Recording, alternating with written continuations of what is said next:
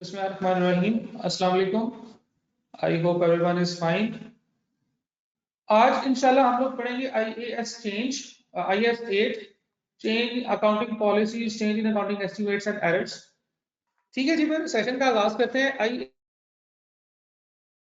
IAS 8 हमें तीन पता है और उनकी अपनी अपनी एडजस्टमेंट्स और उनकी अपनी अपनी जो रेलिवेंट डिस्क्लोजर्स वगैरह हैं उनके बारे में गाइड करता है। ये तीन ऐसे सिनेरियोज हैं जो कि बेसिकली जिनका पर्पस एक है। वैसे तो तीन डिफरेंट चीजें हैं लेकिन इनका पर्पस एक है कि फाइनेंशियल स्टेटमेंट के अंदर जो इन्फॉर्मेशन प्रेजेंट की जाती है वो कंपेरेबल हो, वो रिलायबल हो, वो करेक्ट हो। तो अकाउंटिंग पॉलिसीज, अकाउंटिंग एस्टिमेट्स और एरर्स, बेसिकली ये स्टैंडर्ड इन तीन चीजों को डिस्कस करता है, इन तीन चीजों के बारे में आपको बताता है। ठीक है जी, accounting policies, accounting estimates and errors. ठीक है, इनको एक एक करके देखते हैं। सबसे पहले हम लोग बात करेंगे एस्टिमेट्स की। एस्टिमेट जो है ये इजी चीज है, इसलिए हम लोग पहले बात करेंगे। ये तीन चैप्टर्स हैं, बस समझ लें कि आप इस स्टैंडर्ड के तीन बेसिक चैप्टर्स हैं और तीनों चैप्टर जो है वो आपस में कुछ हद तक तो रिलेट करते हैं, लेकिन पहले हम इनको अलग अलग समझेंगे कि ये क्या है और फिर उसके बाद हम लोग इनको कंबाइन भी करेंगे क्वेश्चंस के अंदर।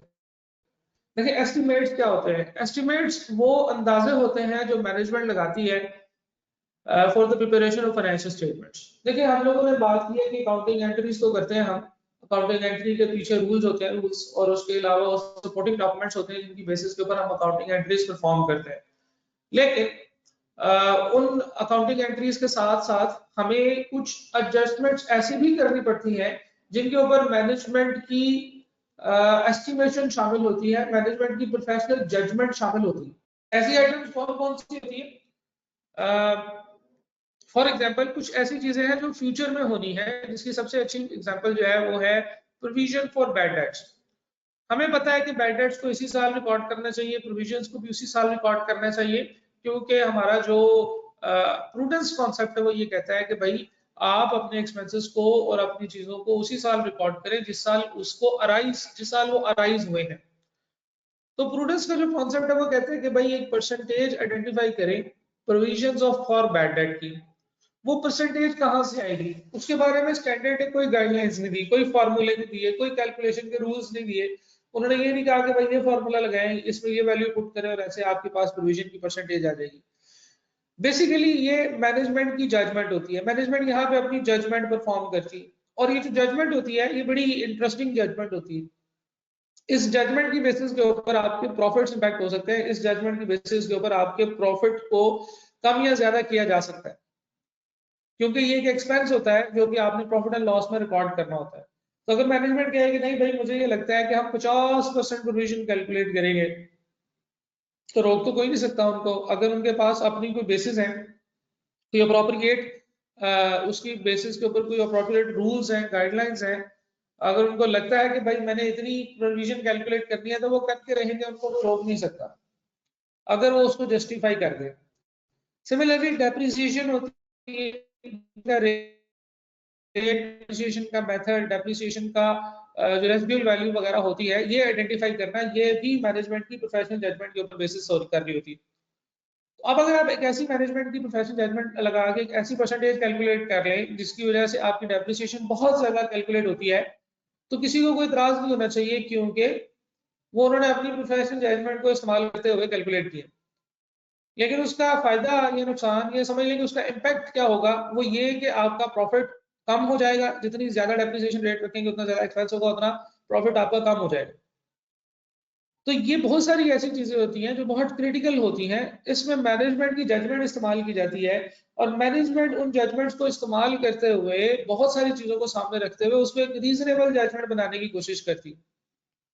तो अकॉर्डिंग एस्टिमेट जो होते हैं हमेशा इनके लिए जो बात की जाती है वो ये कि ये रीजनेबल एस्टिमेट्स हों। तो एस्टिमेट्स जो है इसके बारे में पढ़ते हैं। Estimate is made for an item when the item can not be measured with precision and there is some uncertainty about it. An estimate is based to some extent on management's judgement. Management की judgement के अलावा management कैसे जज करेगी? देखिए management कोई एक नालायक बंदा तो नहीं है, मैनेजमेंट कोई एक अनपढ़ बंदा तो नहीं है, उसमें चार्टर्ड अकाउंटेंट्स बैठे हुए हैं, उसमें वो लोग बैठे हुए जिनका इंडस्ट्री एक्सपीरियंस है। जो मैनेजमेंट की जजमेंट होती है ये एक वैल्यूएबल जजमेंट होती है, ये हैपजर्ड मेरी और आप जैसे लोगों की जजमेंट्स नहीं होती कि हाँ भाई मुझे इसके ऊपर मुझे 6% का वर्ड बहुत पसंद है तो 6% की डेप्रिसिएशन डाल दे, ऐसे नहीं होता। वो उसके पीछे बहुत सारी कैलकुलेशंस होती हैं, इकोनॉमी कंडीशंस को सामने रखा जाता है, इंडस्ट्री कंडीशंस को सामने रखा जाता है कि इसी तरह के एसेट्स की इंडस्ट्री में किस तरह की डेप्रिसिएशन जा, या हमारे सेक्टर के अंदर यानी कि हमारे जैसी जो और कंपनीज हैं वो प्रोविजन फॉर बैड डेट्स कितना करती हैं।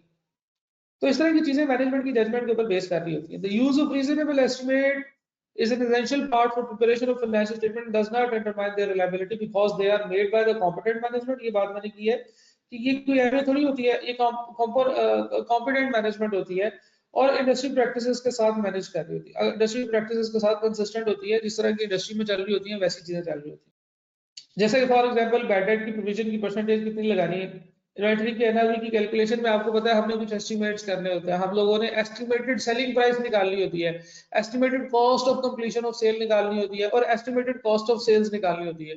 हम इन तीनों को एडजस्ट करते हैं तो हमारे पास आइटम की एनआरवी आती है। वो तीनों चीजें फ्यूचर की होती है और एस्टिमेटेड होती है, और आप अंदाजा लगाएं कि हम फ्यूचर की एस्टिमेटेड वैल्यूज की बेसिस के ऊपर अपनी इन्वेंट्री को राइट डाउन कर देते हैं। हम कहते हैं कि भाई इसकी एनआरवी कम है, भाई कहाँ से एनआरवी कम है, इन्वेंट्री कभी हमारे पास पड़ी है, अभी हमने कौन सी बेची है, लेकिन हम लोग स्टैंडर्ड्स को फॉलो करते हुए एनआरवी कैलकुलेट करते हैं और उसको राइट डाउन करते हैं। सिमिलरली द यूजफुल लाइफ और residual value of non current assets, fair value and value in use of assets. देखें useful life and residual value of non current assets ये आप किस लिए कैलकुलेट करते हैं, ये आप डेप्रिसिएशन के लिए कैलकुलेट करते हैं। इसी तरह से आप fair value and value in use of asset किस लिए कैलकुलेट करते हैं, इम्पेयरमेंट टेस्टिंग के लिए कैलकुलेट करते हैं।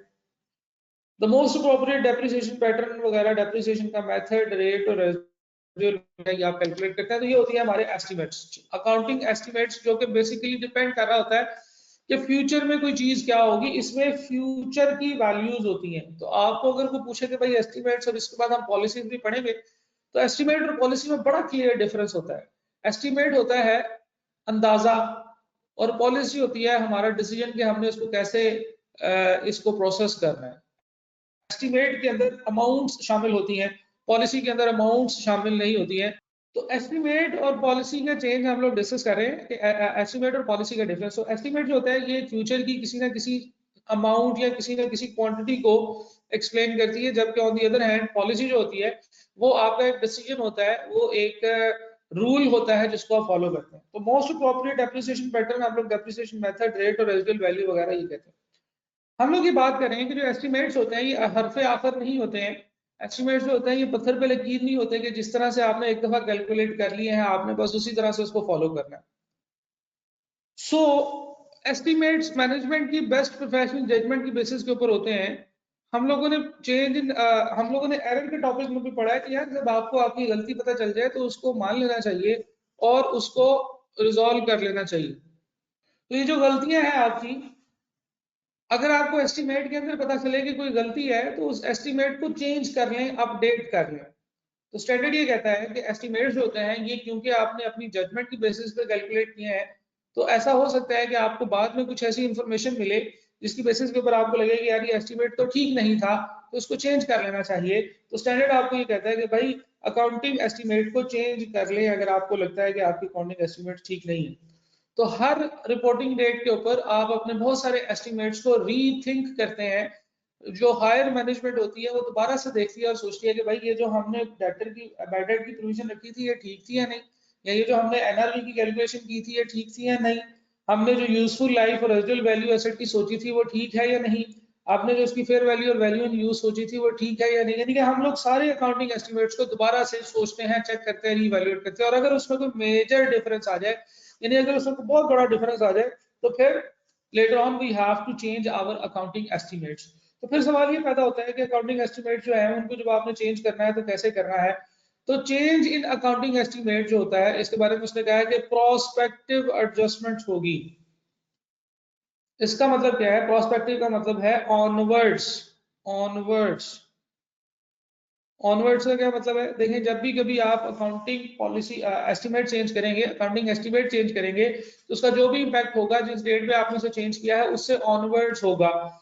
फॉर एग्जाम्पल आपने बैड डेट की प्रोविजन की परसेंटेज चेंज कर दी है, तो आपने क्या करना है कि जिस दिन चेंज किया है उससे ऑनवर्ड आपने नई प्रोविजन की परसेंटेज इस्तेमाल करनी, डेटर्स के ऊपर नई परसेंटेज लगानी है, और उसका जो भी इम्पैक्ट होगा वो आपने अपनी प्रॉफिट एंड लॉस में रिकॉर्ड कर लेना है।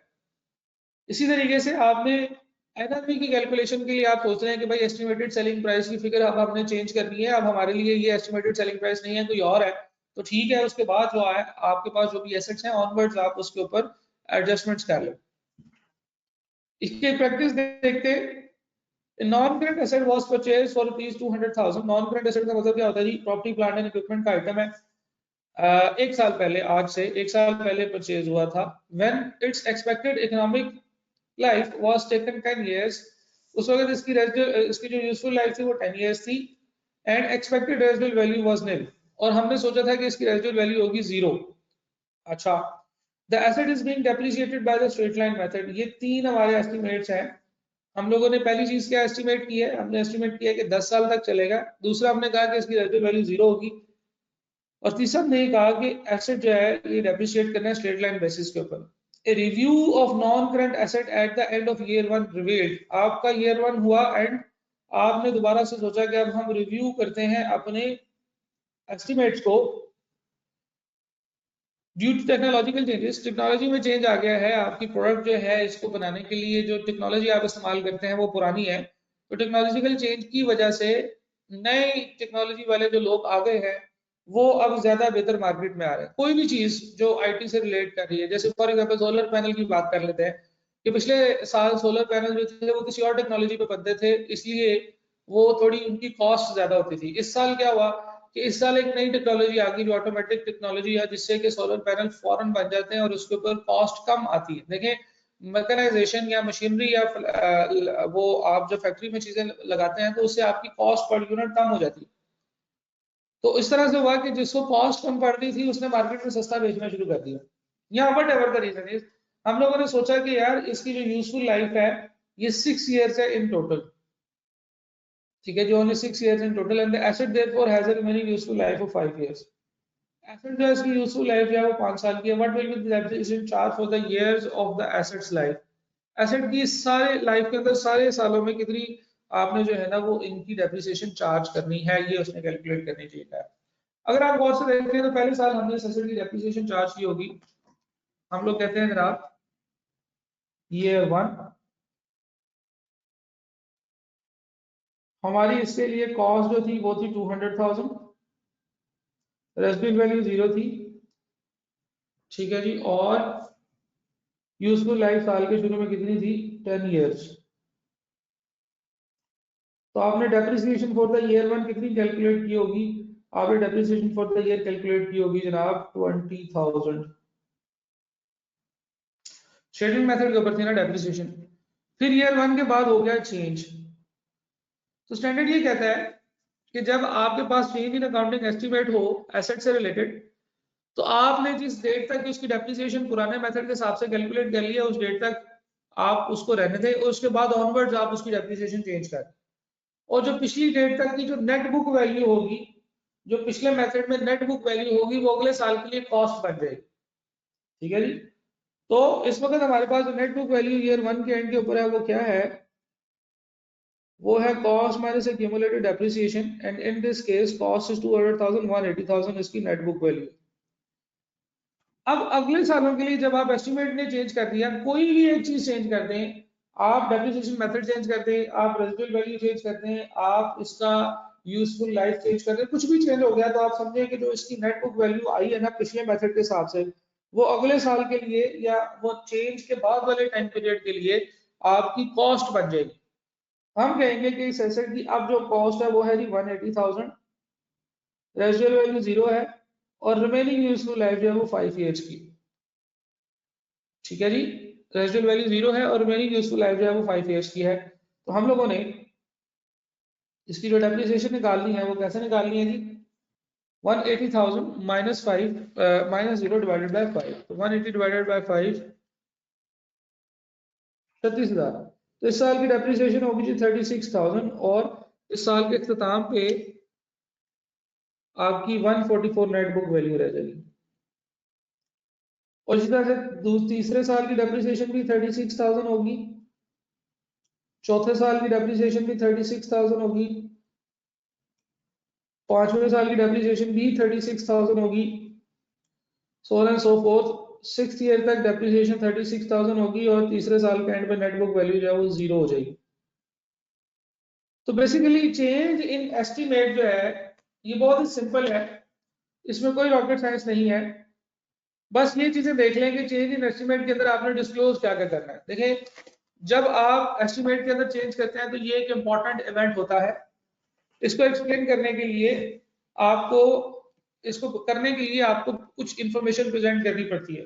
वो कहता है कि भाई जब आप एस्टिमेट्स में चेंज करेंगे तो आपने बताना है कि आपकी नेचर और अमाउंट्स में क्या क्या चेंज आया है। आप ये बताएंगे कि हमने डेप्रिसिएशन चेंज की है from the straight line method, from depreciation asset की यूजफुल लाइफ चेंज हुई है, तो उससे क्या हुआ है कि आपकी नेचर चेंज हुई है। और अमाउंट में भी चेंज बताएंगे कि भाई इससे अमाउंट में हमारी डेप्रिसिएशन में क्या फर्क आया है। हम ये बताएंगे कि पहले हमारी डेप्रिसिएशन 20,000 चार्ज होती थी, अब हमारी डेप्रिसिएशन 36,000 चार्ज होती है। तो हम कहेंगे इंक्रीज इन डेप्रिसिएशन इज 16,000, 16,000 का डेप्रिसिएशन में इंक्रीज। हम ये भी बताएंगे कि effect in the current period क्या है, effect of the future periods क्या है। करंट पीरियड में हमारी डेप्रिसिएशन जो है वो ज्यादा होगी और फ्यूचर पीरियड में अगर कोई उसका इम्पैक्ट होगा तो वो भी आप लिखेंगे। डेप्रिसिएशन के केस में फ्यूचर पीरियड का इम्पैक्ट यही है कि फ्यूचर की डेप्रिसिएशन भी इंक्रीज हो जाएगी। ठीक है, पहले आप 20,000 चार्ज कर रहे थे, अब आप 36,000 चार्ज कर रहे हैं, तो करंट पीरियड और फ्यूचर पीरियड का जो इम्पैक्ट है वो आप इकट्ठा ही लिख सकते हैं। ऐसा भी हो सकता है कि पॉसिबल ना हो इसको कैलकुलेट करना, एस्टिमेट करना कि फ्यूचर में क्या इम्पैक्ट आएगा, तो आप लिख सकते हैं कि भाई हमारा जो फ्यूचर का इम्पैक्ट है it is impossible to estimate. देखें, अगर फ्यूचर का इम्पैक्ट जो है वो एस्टिमेट करना पॉसिबल नहीं है तो आप ये चीज स्टेट करेंगे, आप बताएंगे, आप ये बात लिखेंगे कि भाई फ्यूचर के अंदर कुछ ऐसी बातें हैं, ऐसी चीजें हैं जिनकी वजह से हम लोग we are not able to identify the impact on the futures financial statement of this change in estimate. ठीक है जी, तो इस एस्टीमेट के चेंज का इम्पैक्ट हम फ्यूचर के ऊपर फाइंड आउट नहीं कर सकते। ठीक है जी, so this was all about change in accounting estimates. Let's move towards the accounting policy. Accounting estimate discuss करने के बाद हम अकाउंटिंग पॉलिसी की तरफ चलते हैं। अकाउंटिंग एस्टीमेट के ऊपर मैंने 20 मिनट लगाए हैं, तो इसलिए लगाए हैं ताकि आपको उसकी डिटेल से समझ आ जाए और फिर then we will be able to differentiate between the policy etcetera. Accounting policy की बात करते हैं। देखिए, अकाउंटिंग पॉलिसीज वो प्रिंसिपल्स होते हैं, वो इम्पैक्ट्स होते हैं जो किसी एक खास आइटम या किसी एक खास ईयर या किसी एक खास नंबर से रिलेट नहीं कर रहे होते, वो इदारे की एक ओवरऑल पॉलिसी बताते हैं। ठीक है, अगर आप गौर से सोचे समझें तो किसी एक आइटम की डेप्रिसिएशन का रेट और किसी एक आइटम की यूजफुल लाइफ रेजिडुअल वैल्यू तो फर्क हो सकती है, लेकिन एसेट्स की वेयर वैल्यू वैल्यूएशन करनी है, एसेट की वैल्यूएशन कॉस्ट मॉडल पे करनी है, रीवैल्यूएशन मॉडल पे करनी है, दिस इज अ पॉलिसी। इसका एसेट से ताल्लुक नहीं है, इसका आपकी पॉलिसी से ताल्लुक है, आपके इदारे से ताल्लुक। तो अकाउंटिंग पॉलिसीज वो तमाम प्रिंसिपल्स बेस्ड कन्वेंशन होती हैं, वो प्रैक्टिसेस होती हैं जो आपने अप्लाई करनी होती हैं एक खास किस्म के एसेट के लिए या एक खास किस्म के आइटम के लिए for the preparation of financial statements. The accounting policies are the specific principle basis convention rules and practices applied by an entity in preparing and presenting the financial statements. देखिए, फाइनेंशियल स्टेटमेंट को present करते वक्त आपको जो जो principal या rules आप follow करते हैं वो आपकी अकाउंटिंग पॉलिसी होगी।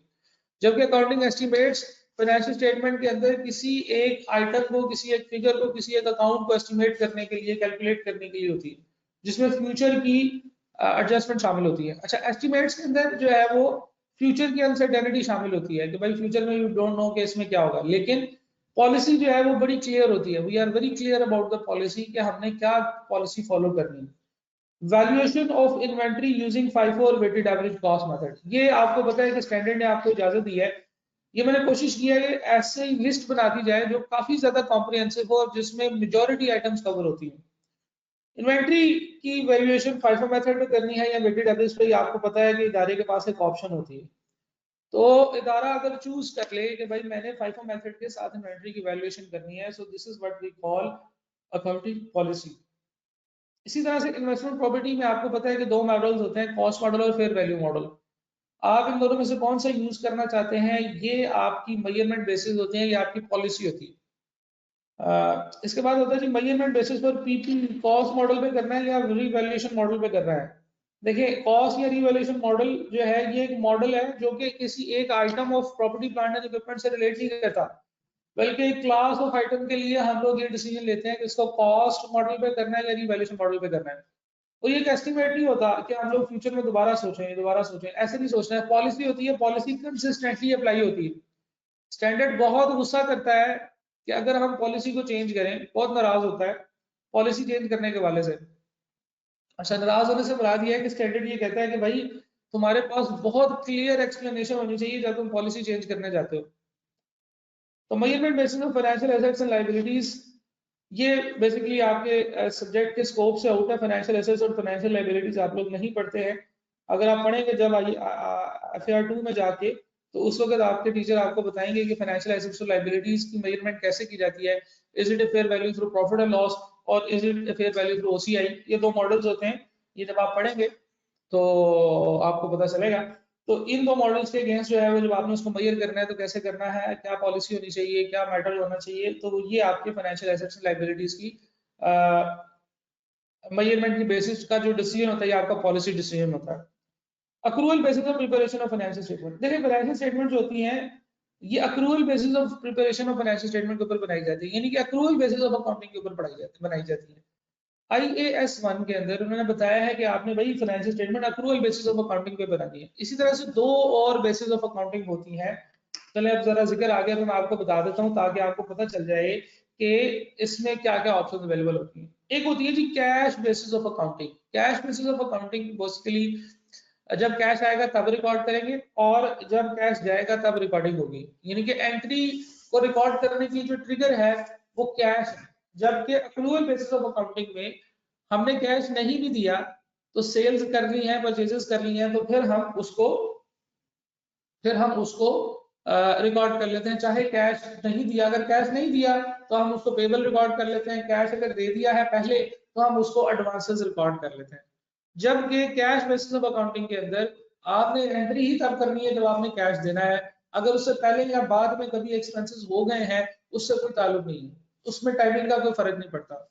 ये जो अक्रूवल बेसिस ऑफ अकाउंटिंग होती है ना, इसमें क्योंकि हम कैश बेसिस फॉलो नहीं करते, इसलिए हमें एक कैश फ्लो स्टेटमेंट की जरूरत पड़ती है अपनी कुछ इंफॉर्मेशन को प्रोजेक्ट करने के लिए। लेकिन जो कैश बेसिस ऑफ अकाउंटिंग होती है ना, उसमें वो कैश फ्लो स्टेटमेंट इतनी नहीं बनाते। अच्छा जी, ये हो गया जी अक्रूवल बेसिस ऑफ अकाउंटिंग होता है। अच्छा, एक और बेसिस ऑफ अकाउंटिंग होती है जिसे हम कहते हैं fair value basis of accounting. अभी हम लोग क्या करते हैं, हम एसेट्स को हिस्टोरिक कॉस्ट के ऊपर प्रेजेंट करते हैं। हम लोग फाइनेंशियल स्टेटमेंट जो बनाते हैं वो हिस्टोरिक कॉस्ट पे बनाते हैं। हिस्टोरिक कॉस्ट से क्या मुराद है कि जब वो अराइज हुए थे तो उनको हमने अपनी फाइनेंशियल स्टेटमेंट में रिकॉर्ड किया था, एसेट्स को रिकॉर्ड किया था, स्टॉक को, परचेजेस को हिस्टोरिक कॉस्ट पे प्रेजेंट किया था। लेकिन हम उसे फेयर वैल्यू के ऊपर भी प्रेजेंट कर सकते हैं, लेकिन वो IAS 1 अलाउ नहीं करता। IAS 1 कहता है कि अगर आपने अपना business for example wind up करना है तो फिर आप उसको लिक्विडिटी बेसिस पे बनाएं, अदरवाइज आप उसको अक्रूवल बेसिस पे ही बनाएं। खैर, अगर ये दोनों में से कोई भी बात समझ नहीं आई तो कोई मसला नहीं है, आप सिर्फ याद कर लेंगे accrual basis of preparation of financial statement is an example of accounting policy, और अकाउंटिंग पॉलिसी आपने फॉलो की है। अच्छा जी, अगर कभी आप किसी आइटम की फाइनेंशियल स्टेटमेंट आइटम की क्लासिफिकेशन चेंज कर दें तो that will be considered as the change in accounting policy. अच्छा, classification of financial statement of the item ये बहुत ही रेयर होता है, यानी कि ये ऐसा नहीं है कि बहुत ज्यादा अक्सर बात आप ऐसे करते हैं कि आप क्लासिफिकेशन ऑफ फाइनेंशियल स्टेटमेंट के अंदर आइटम्स की क्लासिफिकेशन चेंज करते हैं, ऐसा नहीं होता। ठीक है, इसकी एक एग्जांपल ये ली जा सकती है कि फॉर एग्जांपल एक बिजनेस है, वो सेल्स करती है गाड़ियां, और गाड़ियां सेल करने के साथ साथ कभी कभार वो कुछ अपने उनके पास लगे होते हैं AC वगैरह, तो वो AC चेंज कर लेते हैं, AC सेल कर लेते हैं। फिर एकदम से ये होता है कि वो बिजनेस सोचता है कि यार अच्छा गाड़ियों में तो प्रॉफिट इतना नहीं आ रहा, चलो हमारे पास एक शोरूम भी है, सारा कुछ है, तो कहीं पे नुक्कड़ पे साइड पे हम लोग जो है ना वो AC भी रख लेते हैं। तो बहुत सारी कंपनियों के बहुत सारे AC वो रख लेते हैं। So this can be A change in classification of financial statement के पहले जब आप कभी AC बेचते थे तो आप उसको अदर इनकम्स में लिखते थे। अब आप AC बेचते हैं तो फिर आपने उसको अपने रेवेन्यू सेगमेंट में लिखना है, क्योंकि अब आपने वो बिजनेस शुरू कर लिया। तो अकाउंटिंग पॉलिसी जो होती है ये आपने समझ ली कि ये क्या होती है, कोई मसला नहीं है। Accounting policy basically financial information में प्रेजेंट करनी होती है। आप किसी भी कंपनी की फाइनेंशियल स्टेटमेंट्स देख लें तो आपको शुरू के 3-4 सफे नोट्स के अंदर जो है ना वो अकाउंटिंग पॉलिसी को प्रेजेंट कर रहे होते हैं। वो हर आइटम की अकाउंटिंग पॉलिसी बताते हैं। वो बताते हैं कि एसेट्स को कैसे डेप्रिसिएट करना है, कौन सा मॉडल फॉलो करना है, डेप्रिसिएशन रेट क्या होगा, so on and so fourth. वो ये बताते हैं कि जी आपकी वेटेड एवरेज मेथड के थ्रू फॉलो करेंगे या फाइफो के मेथड के थ्रू फॉलो करेंगे, यानी कि जितनी भी आपकी अकाउंटिंग पॉलिसीज होती हैं हर इंपॉर्टेंट फाइनेंशियल स्टेटमेंट आइटम के लिए वो प्रॉपर्टी अकाउंटिंग पॉलिसी नोट में प्रेजेंट की जाती है। नॉर्मली ये नोट नंबर 2 होता है किसी भी कंपनी की फाइनेंशियल स्टेटमेंट के अंदर। नोट नंबर 2 होता है अकाउंटिंग पॉलिसीज का, उसका नाम होता है सिग्निफिकेंट अकाउंटिंग पॉलिसीज। तो जितनी भी अकाउंटिंग पॉलिसीज जो सिग्निफिकेंट होती हैं, जो इंपॉर्टेंट होती हैं, वो सारी उसमें नोट की जाती है, प्रेजेंट की जाती है। ठीक है जी। तो अकाउंटिंग पॉलिसीज के अंदर अब हम बात करने लगे हैं कि अकाउंटिंग पॉलिसी अगर चेंज होती है तो क्या किया जाएगा। इसके लिए है जी चेंज इन अकाउंटिंग पॉलिसीज। अच्छा, इसके लिए एक स्टैंडर्ड ने वर्ड यूज किया है जिसकी वजह से स्टूडेंट थोड़ा सा परेशान होते हैं, लेकिन ये बहुत ही इजी बात है, इतनी कोई मुश्किल चीज नहीं है। इससे थोड़ा सा आपका काम बढ़ जाता है, लेकिन इसमें बेसिक रूल्स और प्रिंसिपल सारे सेम है। वो कहते हैं कि जब भी कभी आप अकाउंटिंग पॉलिसी चेंज करेंगे तो आपने इसका डिफरेंस जो है वो रिट्रोस्पेक्टिवली अप्लाई करना है। रिट्रोस्पेक्टिव का मतलब ये है कि हमने चेंज करना है फ्रॉम द पास्ट। हमने इससे पहले प्रोस्पेक्टिव चेंज का वर्ड पढ़ा था। प्रोस्पेक्टिव का मतलब होता है ऑनवर्ड्स, लेकिन रिट्रोस्पेक्टिव का मतलब होता है कि आपने उससे पिछले साल, उससे पिछले साल, उससे पिछले साल सारे जो है कंपैरेटिव पीरियड्स उनको एडजस्ट करना है। Change in accounting policy should be applied retrospectively. आपने उसको पिछले सालों में भी एडजस्ट करना है। एक तो ये समझ लें कि ये रिट्रोस्पेक्टिव वर्ड का मतलब क्या है, लेकिन आपको डेफिनेटली इसमें इसको अप्लाई करते हुए जो है वो थोड़ा सी वर्किंग करनी पड़ेगी। तो इसलिए प्रिंसिपल समझना जरूरी है। इसका प्रिंसिपल ये है, इसका रूल ये है कि भाई ऐसा तो नहीं होना चाहिए फाइनेंशियल इंफॉर्मेशन मेरा हमेशा कंपैरेबल होनी चाहिए। एक मेथड जो है वो आप जैसे फॉर एग्जांपल आप चेंज कर लेते हैं कॉस्ट मॉडल से रीवैल्यूएशन मॉडल की तरफ। आप अपनी मेजरमेंट बेसिस जो है वो कॉस्ट मॉडल से रीवैल्यूएशन मॉडल की तरफ मूव कर लेते हैं, तो भाई आपके पास करंट ईयर में जो फिगर्स हैं वो तो रीवैल्यूड अमाउंट पे आ रही हैं और प्रीवियस ईयर की फिगर्स जो है वो आपकी कॉस्ट मॉडल पे आ रही हैं। तो जब आप इस तरह से करेंगे तो आपको जो आपका इन्वेस्टर है वो फाइनेंशियल स्टेटमेंट को देखकर हैरान हो जाएगा। वो कहेगा अच्छा एक आइटम है कॉस्ट उसकी पिछले साल इतनी वैल्यू थी, इस साल इतनी वैल्यू है।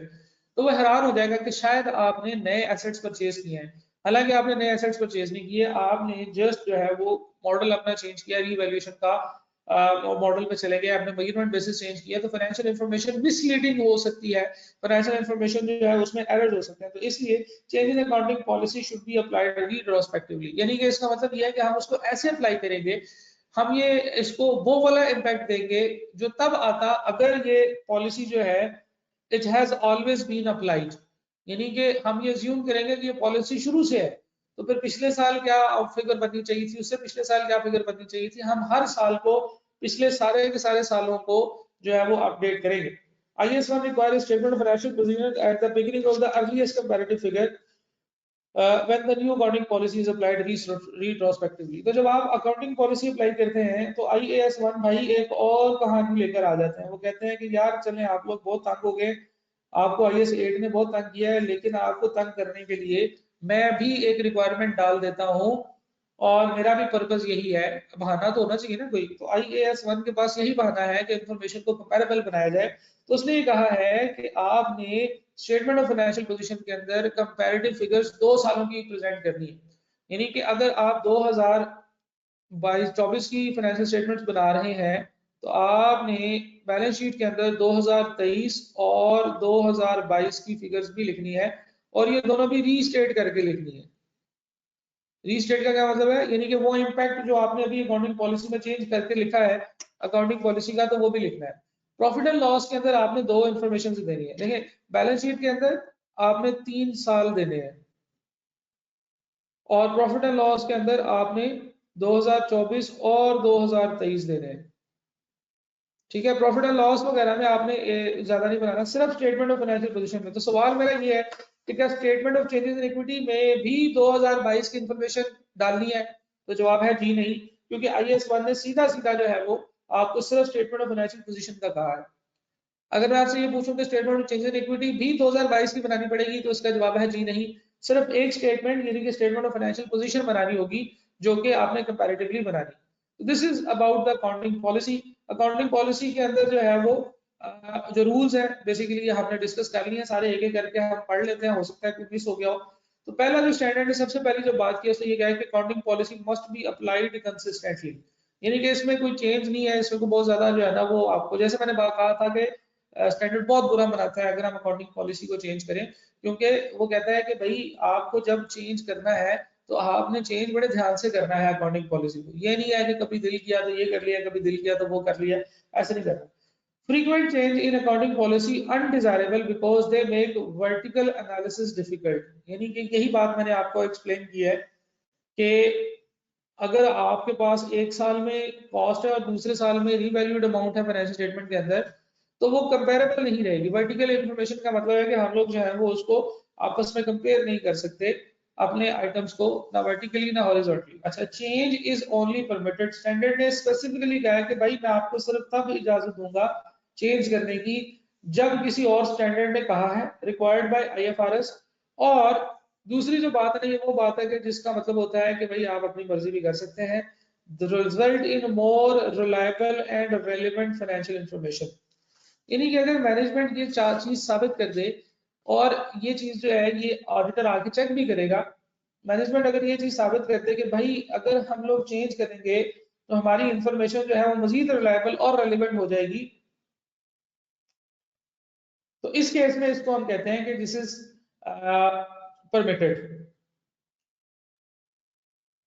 इसके अलावा एक एक छोटी सी एक्सेप्शन है कि first time application of accounting policy to a new type of transaction is not considered as a change and does not require the treatment of change. यानी कि फर्ज करें कि आपके पास सिर्फ प्रॉपर्टी प्लांट एंड इक्विपमेंट पड़ा हुआ है और आप कोई इन्वेस्टमेंट प्रॉपर्टी ले लेते हैं, और इन्वेस्टमेंट प्रॉपर्टी में आप क्या करते हैं कि इन्वेस्टमेंट प्रॉपर्टी के अंदर आप सोचते हैं कि भाई इसको कॉस्ट मॉडल में प्रेजेंट करना है या रिवैल्यूएशन मॉडल में प्रेजेंट करना है। फेयर वैल्यू मॉडल होता है बेसिकली इन्वेस्टमेंट प्रॉपर्टी के लिए। तो अगर उसको फेयर वैल्यू मॉडल में प्रेजेंट करें तो this can not be considered as a change, because ये तो पहली दफा अप्लाई किया आपने policy, first time application is not a considered as a change and does not require the treatment of change. ऐसा हो सकता है कि कंपनी ने अपनी पॉलिसी जो है वो मेंटेन की हो कि भाई हम लोग इन्वेस्टमेंट प्रॉपर्टी को कॉस्ट पर प्रेजेंट करेंगे, लेकिन आपकी फाइनेंशियल स्टेटमेंट में कभी भी कोई कॉस्ट की आइटम मौजूद, इन्वेस्टमेंट प्रॉपर्टी की आइटम मौजूद नहीं। जब आपकी इन्वेस्टमेंट प्रॉपर्टी की आइटम आई आपने सोचा कि नहीं नहीं इसको ना फेयर वैल्यू मॉडल में प्रेजेंट करते हैं, कॉस्ट मॉडल में नहीं करना। तो जब आप उसको कहेंगे तो वो कहते हैं, स्टैंडर्ड कहते हैं ये चेंज नहीं है, यानी कि इसका इम्पैक्ट नहीं होगा। If there are any specific guidelines of transition in IFRS, then follow those guidelines. Otherwise, retrospective application is made. अच्छा, कभी कभार ऐसे हो सकता है कि कोई स्टैंडर्ड ये कह दे कि भाई ट्रांजिशन करनी है और ट्रांजिशन पीरियड के दौरान जो है वो आपने ये काम ऐसे करना है और इस टाइम पीरियड के दौरान ये काम ऐसे नहीं करना। ठीक है, इसमें एक चेंज मेरे जहन में आ रही है, शायद 2012 के अंदर एक change in estimate, change in accounting policy हुआ था और बोरोइंग कॉस्ट का स्टैंडर्ड बना था। इससे पहले क्या किया जाता था कि जो भी आपकी बोरोइंग कॉस्ट होती थी, यानी कि जो भी इंटरेस्ट चार्ज होता था वो आप एक्सपेंस आउट कर लेते थे। लेकिन स्टैंडर्ड ने ये कहा कि भाई अब जो क्वालिफाइंग एसेट होगा उसमें जो कैपिटलाइजेशन पीरियड है उस टाइम पीरियड के दौरान जो जो लोन्स उसके ऊपर यूज हो रहे हैं उनका इंटरेस्ट कैपिटलाइज करना है। वैसे तो हम लोग बोरिंग कॉस्ट में भी पढ़ेंगे, लेकिन मैंने आपको भी बताया तीन कंडीशंस होती हैं। सबसे पहले आपका एसेट जो है वो आपका जो सिग्निफिकेंट एसेट होना चाहिए, ठीक है जी। नंबर टू, आपका जो एसेट है मतलब वो कंस्ट्रक्टेड एसेट होना चाहिए, क्वालिफाइंग एसेट होना चाहिए। नंबर टू, जो टाइम पीरियड है वो टाइम पीरियड आपका जो है वो कंस्ट्रक्शन का टाइम पीरियड होना चाहिए, जिसे हम कैपिटलाइजेशन पीरियड कहते हैं। और नंबर थ्री, वो लोन्स होने चाहिए जो लोन स्पेसिफिक है या जनरल लोन के केस में वो लोन जो इसके ऊपर इस्तेमाल हुए हैं। तो ये तीन कंडीशंस मीट होती हैं तो फिर उस टाइम पीरियड के दौरान की जो बोरिंग कॉस्ट है उसको कैपिटलाइज करना चाहिए। नहीं समझ आई कोई बात नहीं, हम बोरिंग कॉस्ट का टॉपिक पढ़ेंगे उसमें मैं बड़ी डिटेल से एक्सप्लेन करूंगा। लेकिन जब स्टैंडर्ड ने कहा तो उसने कहा कि यार कोई बात नहीं, प्रोस्पेक्टिव एप्लीकेशन करने की जरूरत नहीं, तो प्रोस्पेक्टिव एप्लीकेशन नहीं करेंगे हम, मतलब रिट्रोस्पेक्टिव एप्लीकेशन करने की जरूरत नहीं है, तो हम पास्ट में एप्लीकेशन नहीं करेंगे इसकी, हम ऑनवर्ड एप्लीकेशन कर देंगे। अगर स्टैंडर्ड अगर कह दे कि भाई ऐसे नहीं करना या आपको इजाजत है कि आप ऐसा ना करें तो फिर आप ना करें। क्वेश्चन लास्ट पॉइंट है, if it is impracticable to apply the retrospective change due to unavailability of information, apply as much as possible। यानी कि कभी कभार ऐसे होता है कि पिछले ईयर्स की इंफॉर्मेशन अवेलेबल नहीं होती है या उसको कैलकुलेट करना पॉसिबल नहीं होता है, हम रिट्रोस्पेक्टिव एप्लीकेशन या रिट्रोस्पेक्टिव एडजस्टमेंट करेंगे। तो रिट्रोस्पेक्टिव एडजस्टमेंट यानी कि पास्ट में जितने भी पीरियड हैं, जैसे फॉर एग्जांपल एक एसेट है उसके 15 साल गुजर चुके हैं, 20 साल उसकी यूजफुल लाइफ है, 15 साल गुजरने के बाद हमने सोचा कि हम ना इसको रीवैल्यू करेंगे, ठीक है। तो स्टैंडर्ड तो ये कहता है कि यार जितने भी इसको आप ऐसे एडजस्ट करेंगे जैसे आपकी पहले साल से पिछले साल से ईयर 1 से इसकी जो है ना वो आपने रीवैल्यूड अमाउंट जो है वो कैलकुलेट किया। तो आप क्या करेंगे, आप 15 सालों की रीवैल्यूड अमाउंट कैलकुलेट करेंगे, हर साल का प्रॉफिट एंड लॉस कैलकुलेट निकालेंगे, हर साल के प्रॉफिट एंड लॉस में एडजस्ट करेंगे। तो ये पॉसिबल नहीं होता। तो स्टैंडर्ड ये कहता है कि भाई अगर वो पॉसिबल नहीं है तो उतना अप्लाई करें जितना पॉसिबल, ठीक है जी। तो ये आपकी ये जो फर्दर डिस्कशन है ये एमसीक्यूज के पॉइंट ऑफ व्यू से भी इंपॉर्टेंट है। स्टैंडर्ड एग्जामिनर इसमें से एमसीक्यू बना सकता है कि अगर इस तरह का सिनेरियो तो क्या करना है, इस तरह का सिनेरियो तो क्या करना है। That is why we spend some time on it. तो अकॉर्डिंग पॉलिसी जो है इसके अंदर ये चीज है कि कंसिस्टेंटली अप्लाई होनी चाहिए, चेंज वगैरह जो है वो नहीं होने चाहिए बहुत ज्यादा, और अगर चेंज है तो उसके पीछे कोई स्पेसिफिक रीजन होनी चाहिए। इसकी कुछ डिस्क्लोजर की रिक्वायरमेंट्स है, वो डिस्क्लोजर की रिक्वायरमेंट्स डेफिनेटली हम करेंगे। फर्स्ट ऑफ ऑल हम ये एक क्वेश्चन देखते हैं और इस क्वेश्चन में आइडेंटिफाई करते हैं कि क्या क्या चीजें हैं। जैसे पहले डिस्क्लोजर पढ़ लेते हैं क्योंकि इसमें डिस्क्लोजर्स बनाने भी हैं।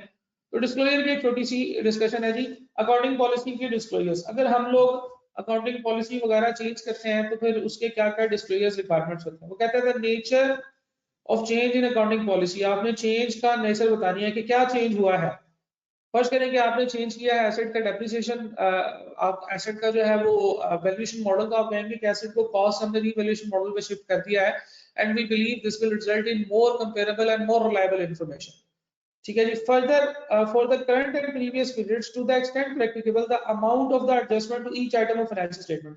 अच्छा ये बड़ा गौर से पढ़े जरा, उसने कहा कि हर साल आप अपने डिस्क्लोजर नोट्स के अंदर ये बताया करें, अगर आपने चेंज कर दिया है, अगर आपने कोई पॉलिसी का चेंज किया है तो आपने बताना है कि एडजस्टमेंट कौन कौन सी हुई है each item of financial statement के अंदर। आप ये बताएंगे फॉर एग्जांपल हम लोग कहेंगे कि एसेट की जो एसेट की जो कॉस्ट है, जो नेट बुक वैल्यू है, उसके अंदर ये फर्क आया है, तो हम हर साल का इंक्रीज या decrease in asset cost calculate करेंगे। फिर हम ये बताएंगे कि हर साल की डेप्रिसिएशन में ये फर्क आया, तो इंक्रीज और डिक्रीज इन डेप्रिसिएशन हम लोग बताएंगे। फिर हम ये बताएंगे कि एसेट की फेयर वैल्यू के अंदर ये चेंज आया है, तो हम इंक्रीज और डिक्रीज इन फेयर वैल्यू बताएंगे। यानी कि आपने क्लोजिंग फिगर्स नहीं बतानी, आपने चेंज बताना है कि आइटम्स के अंदर क्या क्या चेंज आया है। अगर उससे आपकी अर्निंग पर शेयर चेंज होती है, ठीक है जी, if earning per share is applied to the entity, आपको पता है कि हर एंटिटी के ऊपर अर्निंग पर शेयर अप्लाई नहीं होता, किसी खास किस्म की एंटिटीज के ऊपर अर्निंग पर शेयर अप्लाई होता है। So इसने कहा था adjustments relating to accounting period before those presented in the financial statement। तो तमाम केसेस में ये इंफॉर्मेशन प्रेजेंट करनी होती है। इसी तरह से अगर चेंज किसी IFRS की इनिशियल एप्लीकेशन की वजह से चेंज हुआ है, यानी कि कोई नया IFRS आया है और उसने कहा है कि भाई ये चेंज कर दें, तो आप बताएंगे कि कौन से टाइटल ने चेंज किया है, कौन से IFRS ने चेंज किया है। आप ये भी बताएंगे कि ये जो चेंज है ये उस स्टैंडर्ड की वजह से हुआ है।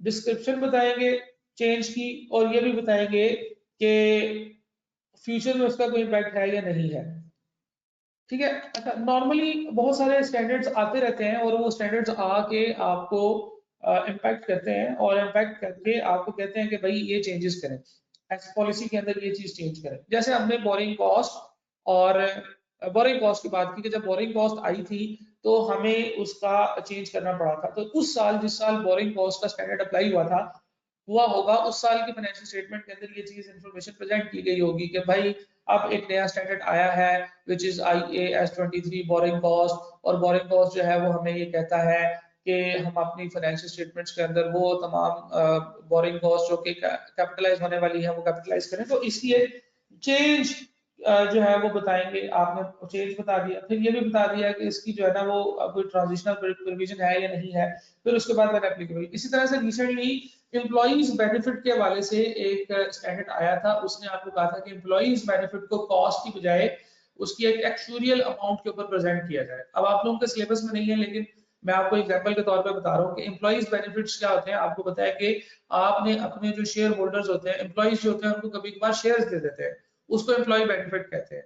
तो एम्प्लॉय बेनिफिट को प्रेजेंट करने के लिए या उसको फाइनेंशियल स्टेटमेंट में लिखने के लिए आपको एक रूल बताए गए और उन्होंने कहा कि भाई ये अप्लाई करें प्रोस्पेक्टिवली। तो उस साल मैं क्योंकि आर्टिकल्स कर रहा था, मुझे पता है 2012-13 की बात है, तो उस साल ये हुआ कि हम लोगों ने हर कंपनी की फाइनेंशियल स्टेटमेंट्स रीस्टेट की, ठीक है। और उस रीस्टेटमेंट के पीछे क्या होता था कि इंफॉर्मेशन हमारे पास आ जाती थी एक्चुअरियल वैल्यूएशन के थ्रू, और हम उस इंफॉर्मेशन की बेसिस के ऊपर 2 साल पिछले 2 साल जो है वो प्रेजेंट करते थे बैलेंस शीट के, और प्रॉफिट एंड लॉस का 1 साल जो है वो रीस्टेट करते थे। सो ये चेंज हुआ था। If change are made voluntarily, अगर आपने खुद से चेंज किया तो रीजन बताएंगे और ये भी बताएंगे कि इन्फॉर्मेशन जो है ये आपको अच्छी लग रही थी, अब आपको जो इन्फॉर्मेशन प्रेजेंट हो रही है वो ज्यादा रिलायबल कंपेरेबल हो रही है, ठीक है जी। If retrospective application is impracticable, अगर कभी सिनेरियो में ऐसा हो जाए कि रिट्रोस्पेक्टिव एप्लीकेशन जो है वो इम्प्रैक्टिकेबल हो जाए, तो आप एक्सप्लेनेशन देंगे और ये भी बताएंगे कि आपने फिर अकाउंटिंग पॉलिसी को कैसे अप्लाई किया है। तो ये कुछ चीजें हैं, again MCQ point of view से जरूरी है। और बेसिकली अकाउंटिंग पॉलिसी का जो चेंज होता है, अकाउंटिंग पॉलिसी का जो चेंज होता है, इसमें आपने जो कैलकुलेशंस करनी होती है वो मोस्टली नोट्स से रिलेट कर रही होती है। तो आप नोट्स के अंदर चेंजेस बताएंगे, नोट्स के अंदर अपडेट्स बताएंगे कि भाई नोट्स के अंदर ये चेंजेस आ रही हैं, so on and so fourth, ठीक है जी। तो जनाबे वाला, इसका अब कर लेते हैं एक सवाल काशिफ इंजीनियरिंग लिमिटेड का, चेंज इन अकाउंटिंग पॉलिसी से रिलेटेड ये क्वेश्चन। अच्छा जी, Kashif engineering limited, following information has been extracted from the financial statement of Kashif engineering limited for the year ended 31 December 20x4 2024। Information उसने बताई है, देखें इंफॉर्मेशन में उसने 3 ईयर्स की इंफॉर्मेशन दी है, 2022, 23 और 24 की, और 2024 के साथ उसने लिखा है कि ये ड्राफ्ट है, यानी कि इससे हमें ये पता चल रहा है कि 2023 और 24 की फाइनेंशियल स्टेटमेंट जो है वो कंप्लीट हो चुकी हैं, ऑडिट हो चुकी हैं। ऑडिटेड का मतलब है वो प्रेजेंट हो गई है और उसमें अब वो क्लोज हो गई है। जबकि on the other hand draft financial statement का मतलब होता है कि अभी इसके अंदर फाइनेंशियल स्टेटमेंट्स फाइनलाइज होना बाकी है और it will it is in the process of finalisation. जो इन्फॉर्मेशन उसने दी है वो कोई स्टेटमेंट नहीं है, बल्कि कुछ सेपरेट इन्फॉर्मेशन है। स्टेटमेंट में आपको पता है सारी चीजों को जमा करें तो कुछ इन्फॉर्मेशन, कुछ रेलिवेंट बात बन जाती है, लेकिन ये क्या है, ये है कुछ अलग अलग इन्फॉर्मेशन। उसने कहा जी डेप्रिसिएशन एक्सपेंस, एक्सपेंस बताया जी डेप्रिसिएशन का 27 मिलियन, 28 मिलियन, 22 मिलियन का। इसी तरह से नेट प्रॉफिट, ये एक और चीज है, नेट प्रॉफिट जो है 84, 98, 72। प्रॉपर्टी प्लांट एंड इक्विपमेंट दिया हुआ है, इन्वेस्टमेंट प्रॉपर्टी दी हुई है और रिटेन्ड अर्निंग्स के क्लोजिंग बैलेंसेस दिए हैं। अब डेफिनेटली ये सारे क्लोजिंग बैलेंसेस हैं और आपके पास ये आ रहे हैं। उसने डेप्रिसिएशन एक्सपेंस को एक्सप्लेन किया है स्टार लगा के, this relates to the property plant and equipment and investment property, यानी कि इसमें दोनों चीजों की डेप्रिसिएशन शामिल है, ठीक है जी। अगर हम लोग इन्वेस्टमेंट प्रॉपर्टी को कॉस्ट मॉडल पे प्रेजेंट करते हैं तो फिर उसकी डेप्रिसिएशन वगैरह कैलकुलेट करनी होती है। अच्छा जी, आपको पता है इन्वेस्टमेंट प्रॉपर्टी में 2 चीजें शामिल होती हैं, लैंड और बिल्डिंग। तो लैंड की डेप्रिसिएशन तो होती नहीं है, तो डेफिनेटली फिर ये जो डेप्रिसिएशन के अंदर जो अमाउंट है ये बिल्डिंग की है डेप्रिसिएशन। अच्छा, to provide more relevant and reliable information about investment property, investment property के मुतालिक मजीद इंफॉर्मेशन प्रेजेंट करने के लिए it has been decided to change the measurement basis for investment property from cost model to fair value model. Cost model to fair value model जो है इसमें उन्होंने चेंज कर दिया। अब ये डेफिनेटली जो इन्वेस्टमेंट प्रॉपर्टी है उसके अंदर भी हमने हमने पढ़ा कि भाई, या पढ़ेंगे कि कॉस्ट मॉडल जो होता है और उससे फेयर वैल्यू मॉडल में चेंज करना है तो क्या करना है, फेयर वैल्यू मॉडल से कॉस्ट मॉडल में चेंज करना है तो क्या करना है, और उसकी किस तरह से वर्किंग्स होंगी, तो वो उधर ही पढ़ेंगे, उधर का इससे कोई ताल्लुक नहीं है। हम लोग यहाँ पे सिर्फ ये देखेंगे कि जब हमने एक पॉलिसी चेंज की है, जब हमने एक पॉलिसी चेंज की है तो फिर हमने उसको प्रेजेंट कैसे करना है।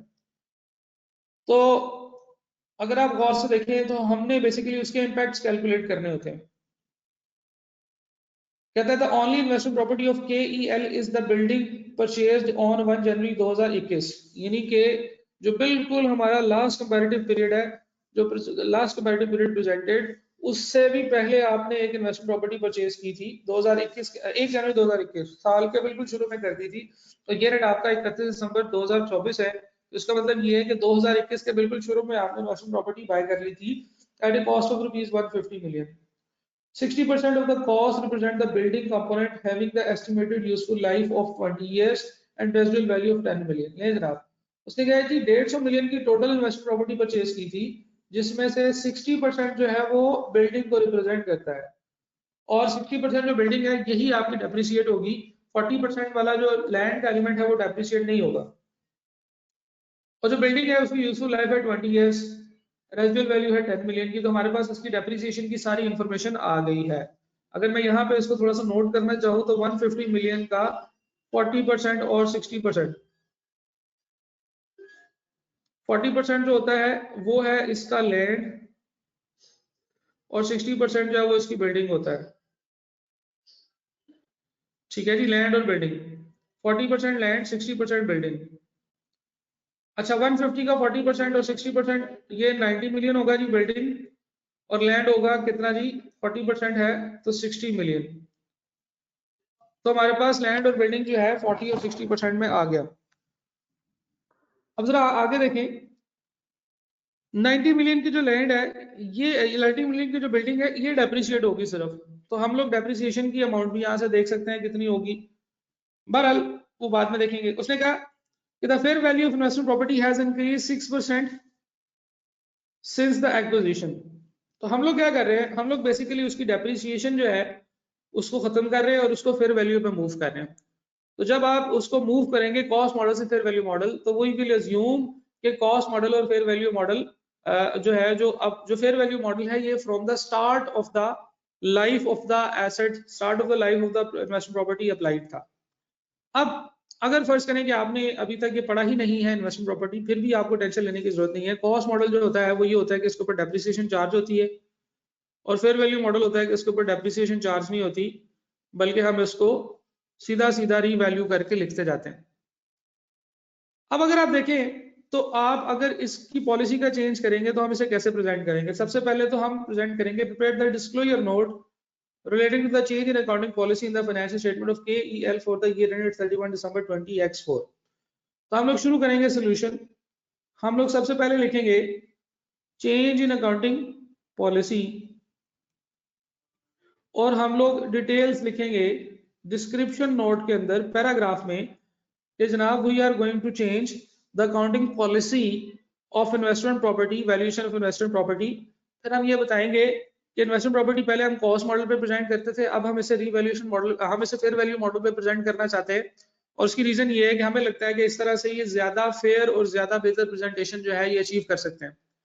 फिर हम लोग तमाम आइटम्स के अंदर चेंज के बारे में बताएंगे कि हम लोग आइटम्स के अंदर क्या क्या चेंज कर सकते हैं। तो ये जितनी भी हमारी आइटम्स हैं, डेप्रिसिएशन एक्सपेंस है, नेट प्रॉफिट है, प्रॉपर्टी प्लांट एंड इक्विपमेंट की आइटम है, इन्वेस्टमेंट प्रॉपर्टी है, इनके अंदर जो चेंज है वो हम बताएंगे। तो सवाल ये है कि क्या डेप्रिसिएशन एक्सपेंस के अंदर चेंज आएगा, तो इसका जवाब है जी हाँ, इसमें चेंज आएगा। क्यों? क्योंकि आपने डेप्रिसिएशन एक्सपेंस जो है वो आपने डेप्रिसिएशन पहले रिकॉर्ड करते थे, अब आप नहीं करेंगे। क्या नेट प्रॉफिट में कोई चेंज आएगा? यस, वही चेंज आएगा जो कि आपने डेप्रिसिएशन में करना है। ठीक है जी। इसी तरह से प्रॉपर्टी प्लांट एंड इक्विपमेंट में कोई चेंज आएगा? जी नहीं, प्रॉपर्टी प्लांट एंड इक्विपमेंट में कोई चेंज नहीं आएगा। क्यों? क्योंकि प्रॉपर्टी प्लांट एंड इक्विपमेंट की वैल्यूएशन मॉडल तो चेंज नहीं हो रहा ना। इन्वेस्टमेंट प्रॉपर्टी की वैल्यू में चेंज आएगा? यस, इन्वेस्टमेंट प्रॉपर्टी की वैल्यू में चेंज आएगा। रिटेन अर्निंग में चेंज आएगा? वो भी चेंज आना चाहिए क्योंकि नेट प्रॉफिट में चेंज आ रहा है। ठीक है जी। तो हमारे पास 4 आइटम्स है जो चेंज हो रही है। तो हम लोग, उसने कहा था कि जिस जिस आइटम पे जो जो इम्पैक्ट आएगा वो लिख देंगे। तो सबसे पहले change in accounting, change in accounting के बारे में जो है ना, वो अकाउंटिंग पॉलिसी के बारे में क्या लिखा है मैंने, accounting policy, change in accounting policy. Accounting policy के वाले से चेंज लिख दिया आपने सबसे पहले। जितने भी आपने डिस्क्रिप्शन बात करनी थी वो लिख कर दी। लिखने का टाइम जाया होगा, वैसे मैंने बोल के बता दिया है कि क्या क्या लिखना है। फिर उसके बाद आप यहाँ पे लिखेंगे effects on items of financial statement. सबसे पहले हम लोग बैलेंस शीट के आइटम्स को देखेंगे। देखिए बैलेंस शीट के आइटम में क्या है, प्रॉपर्टी प्लांट एंड इक्विपमेंट में कोई चेंज नहीं है, इन्वेस्टमेंट प्रॉपर्टी की बात करते हैं। आपको पता है कि बैलेंस शीट के अंदर हमने 2 साल साथ में लिखने होते हैं। 2024 की आपकी करंट ईयर की आपकी जो है वो फाइनेंशियल स्टेटमेंट है 2024, 2023 और 2022 जो है ये आपको यहाँ पे लिखना होगा। इन्वेस्टमेंट प्रॉपर्टी के अंदर चेंज लिखेंगे आप। इन्वेस्टमेंट प्रॉपर्टी का अंदर बेसिकली आपका जो है वो बैलेंस जो है 134, 138 और 142 है, लेकिन इन्वेस्टमेंट प्रॉपर्टी की फिगर जो है वो फिर चेंज होगी। अगर आप बात करें वर्किंग के अंदर चलते हैं, तो as per financial statement investment property आपकी 2022, 23 और 24 की कितनी आ रही है? 134, 138 एंड 142, 38, 34, 38 और 42, 138, 134, 138 एंड 142, ये आपकी जो है ना वो एज पर फाइनेंशियल स्टेटमेंट है। लेकिन हम लोग क्या करेंगे, एज पर न्यू पॉलिसी, तो आप देखें कि 2021 में वो आइटम जो है वो परचेज हुआ है, हमें 2021 भी बनाना पड़ेगा, 2022 भी और 2023 भी। 2021 में जब वो आइटम परचेज हुआ है तो हमने कहा है कि वो 150 मिलियन का परचेज हुआ है, 150 मिलियन का। अब अगर 150 मिलियन का परचेज हुआ है और उसने कहा कि हर साल उसकी फेयर वैल्यू में 6% का इंक्रीज आ रहा है, तो हम इसकी फेयर वैल्यू में 6% इंक्रीज डाल के यहाँ पे लिखेंगे। 6% इंक्रीज का मतलब है 1.06 से मल्टीप्लाई करना होगा। तो जनाब 150 मल्टीप्लाई बाय 1.06, तो ये आपकी बनती है 159 की। 159 को फिर मल्टीप्लाई करें 1.06 के साथ, तो आपकी बनती है जनाबे वाला 168.5 है, तो मैं 169 लिख देता हूँ, 54 है तो बढ़ा के राउंड करके लिख दिया। अगेन इसको एक और दफा मल्टीप्लाई किया तो 179 हो गया, 179। तो बेसिकली आपकी इन 3 सालों में इन्वेस्टमेंट प्रॉपर्टी के बैलेंस के अंदर जो इंक्रीज आया है वो कितना आया है, 142 था और आपका था 159, तो ये बना 17। दूसरे में कितना इंक्रीज आया, 138 माइनस 169, 31 का। तीसरे साल में कितना इंक्रीज आया है, 134 प्लस 179 का, विच इज 313। तो जो भी आपका चेंज आया है वो आपने यहाँ पे लिखना है 45 का, सॉरी। ठीक है जी। तो बेसिकली मूविंग ऑन, हम लोगों ने देखा है कि इन्वेस्टमेंट प्रॉपर्टी के अंदर आइटम्स के अंदर क्या क्या इंक्रीज आया है। वो आया है जनाबे वाला 45, 31 एंड 17 का। तो हम यहाँ पे लिखेंगे 45, 31 एंड 17, हर साल का आपने चेंज लिखना है। तो हम लोगों ने कहा कि अगर इन्वेस्टमेंट प्रॉपर्टी को हम लोग कॉस्ट मॉडल के ऊपर प्रेजेंट करते, तो इसकी जो बैलेंसेस है, क्लोजिंग बैलेंसेस है, वो ये आ रहे हैं 142, 38, 34। हर साल की डेप्रिसिएशन चार्ज हो रही है 142, 138 एंड 134। ये उसकी नेट बुक वैल्यू आ रही है अगर हम इसको कॉस्ट मॉडल पे प्रेजेंट करते हैं। लेकिन हमने उसको फेयर वैल्यू मॉडल पे प्रेजेंट अगर हम करें तो उसकी ये वैल्यूज आती हैं 150, 159, 169 एंड 179। ठीक है जी। तो तकरीबन जो है वो हर एक साल में हमें 6% का इंक्रीमेंट मिलेगा। ठीक है जी। तो 6% का इंक्रीमेंट हमें इस तरह से मिल गया है। तो हमारे पास जो फिगर्स बनी 45, 31 और 17, ये वो इंक्रीमेंट की वैल्यू है जो कि हमें यहाँ से मिल गई है। ठीक है जी। तो इन्वेस्टमेंट प्रॉपर्टी के अंदर चेंज आ गया है। चेंज का जो इम्पैक्ट है वो है कि 2024 के 22 के अंदर जो चेंज है वो 17 मिलियन का है। 2022 के अंदर जो चेंज है वो 17 का है इंक्रीज। 2023 का जो इम्पैक्ट है वो 31 का है और 2024 का जो इम्पैक्ट है वो 45 का है।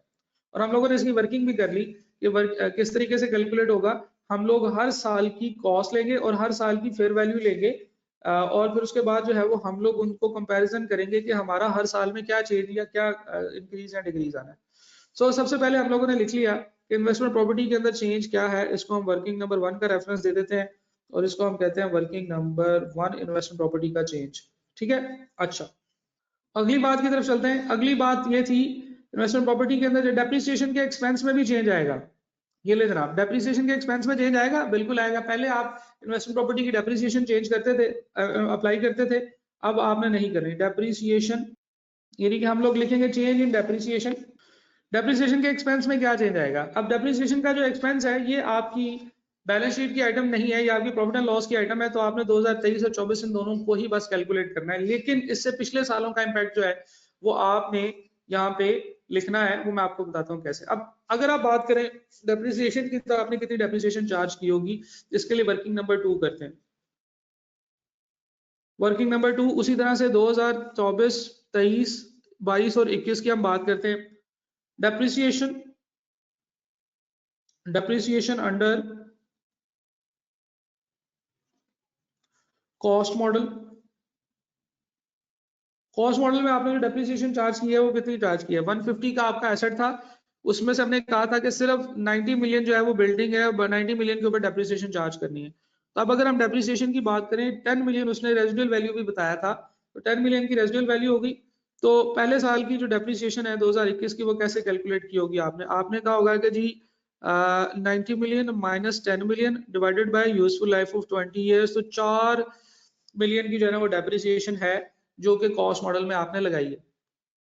तो पहले साल, दूसरे साल, तीसरे साल और चौथे साल, हर साल की डेप्रिसिएशन 4 मिलियन है, क्योंकि स्ट्रेट लाइन मेथड के ऊपर डेप्रिसिएशन कैलकुलेट हो रही है। जब आप कॉस्ट मॉडल में है तो आप डेप्रिसिएशन चार्ज करते हैं 4, 4, 4 और 4 मिलियन की। तो आपका जो डेप्रिसिएशन का जो इम्पैक्ट है, इसमें आप समझ लीजिए कि 4 मिलियन और 4 मिलियन ऐड होगा डेप्रिसिएशन के अंदर। ठीक है जी। तो डेप्रिसिएशन एक्सपेंस जो है उसमें 4 मिलियन ऐड होगा, दूसरे साल भी 4 मिलियन ऐड होगा, क्योंकि दोनों सालों की डेप्रिसिएशन सेम है। अगर यहाँ पे होता है ना रिड्यूसिंग बैलेंस मेथड, तो फिर हमें हर साल की डेप्रिसिएशन अलग अलग कैलकुलेट करनी पड़नी थी। लेकिन यहाँ पे है स्ट्रेट लाइन मेथड के ऊपर डेप्रिसिएशन चार्ज हुई है, तो फिर हम चिल करते हैं, हमें टेंशन लेने की जरूरत नहीं है। तो डेप्रिसिएशन एक्सपेंस में 4 का इंक्रीमेंट आएगा। फिर क्या है जी? फिर है आपका इन्वेस्टमेंट प्रॉपर्टी। इन्वेस्टमेंट प्रॉपर्टी का चेंज हमने कैलकुलेट कर लिया, डेप्रिसिएशन का कैलकुलेट कर लिया। नेट प्रॉफिट की बात करते हैं। अच्छा, नेट प्रॉफिट जो है वो, अब आप अगर गौर से देखें तो आपकी इन्वेस्टमेंट प्रॉपर्टी में हर साल इंक्रीमेंट आ रहा है, हर साल आपकी इन्वेस्टमेंट प्रॉपर्टी के अंदर फेयर वैल्यू का गेन आ रहा है। तो फेयर वैल्यू का गेन भी आपने अपने प्रॉफिट्स में एडजस्ट करना होता है। फेयर वैल्यू का गेन जब आता है तो आप उसकी क्या एंट्री करते हैं? आप उसकी एंट्री करते हैं फेयर वैल्यू का जो गेन होता है उसकी एंट्री करते हैं इन्वेस्टमेंट प्रॉपर्टी डेबिट और फेयर वैल्यू गेन क्रेडिट, और ये आपके प्रॉफिट एंड लॉस में चला जाता है। तो अगर आप एक्सपेंस की, डेप्रिसिएशन एक्सपेंस की बात, चेंज इन प्रॉफिट की बात करें, तो change in profit, profit and retain earnings, जो आपके प्रॉफिट में चेंज आएगा वही आपके रिटेन अर्निंग्स में भी चेंज आएगा। ये इसमें दो इम्पैक्ट्स आएंगे, एक तो इसमें डेप्रिसिएशन का इम्पैक्ट आएगा और दूसरा आपकी इन्वेस्टमेंट प्रॉपर्टी का चेंज आएगा। तो हम लोग वर्किंग नंबर 3 करते हैं, change in profit and retain earnings. अच्छा जी, तो हर साल का रीवैल्यूएशन सरप्लस उस साल में रिकॉर्ड होगा। अगर हम सबसे पहले बात करते हैं number 1, fair value gain on investment property. देखिए पहले साल का फेयर वैल्यू गेन जो है इन्वेस्टमेंट प्रॉपर्टी का, वो कितना है? 9 मिलियन का।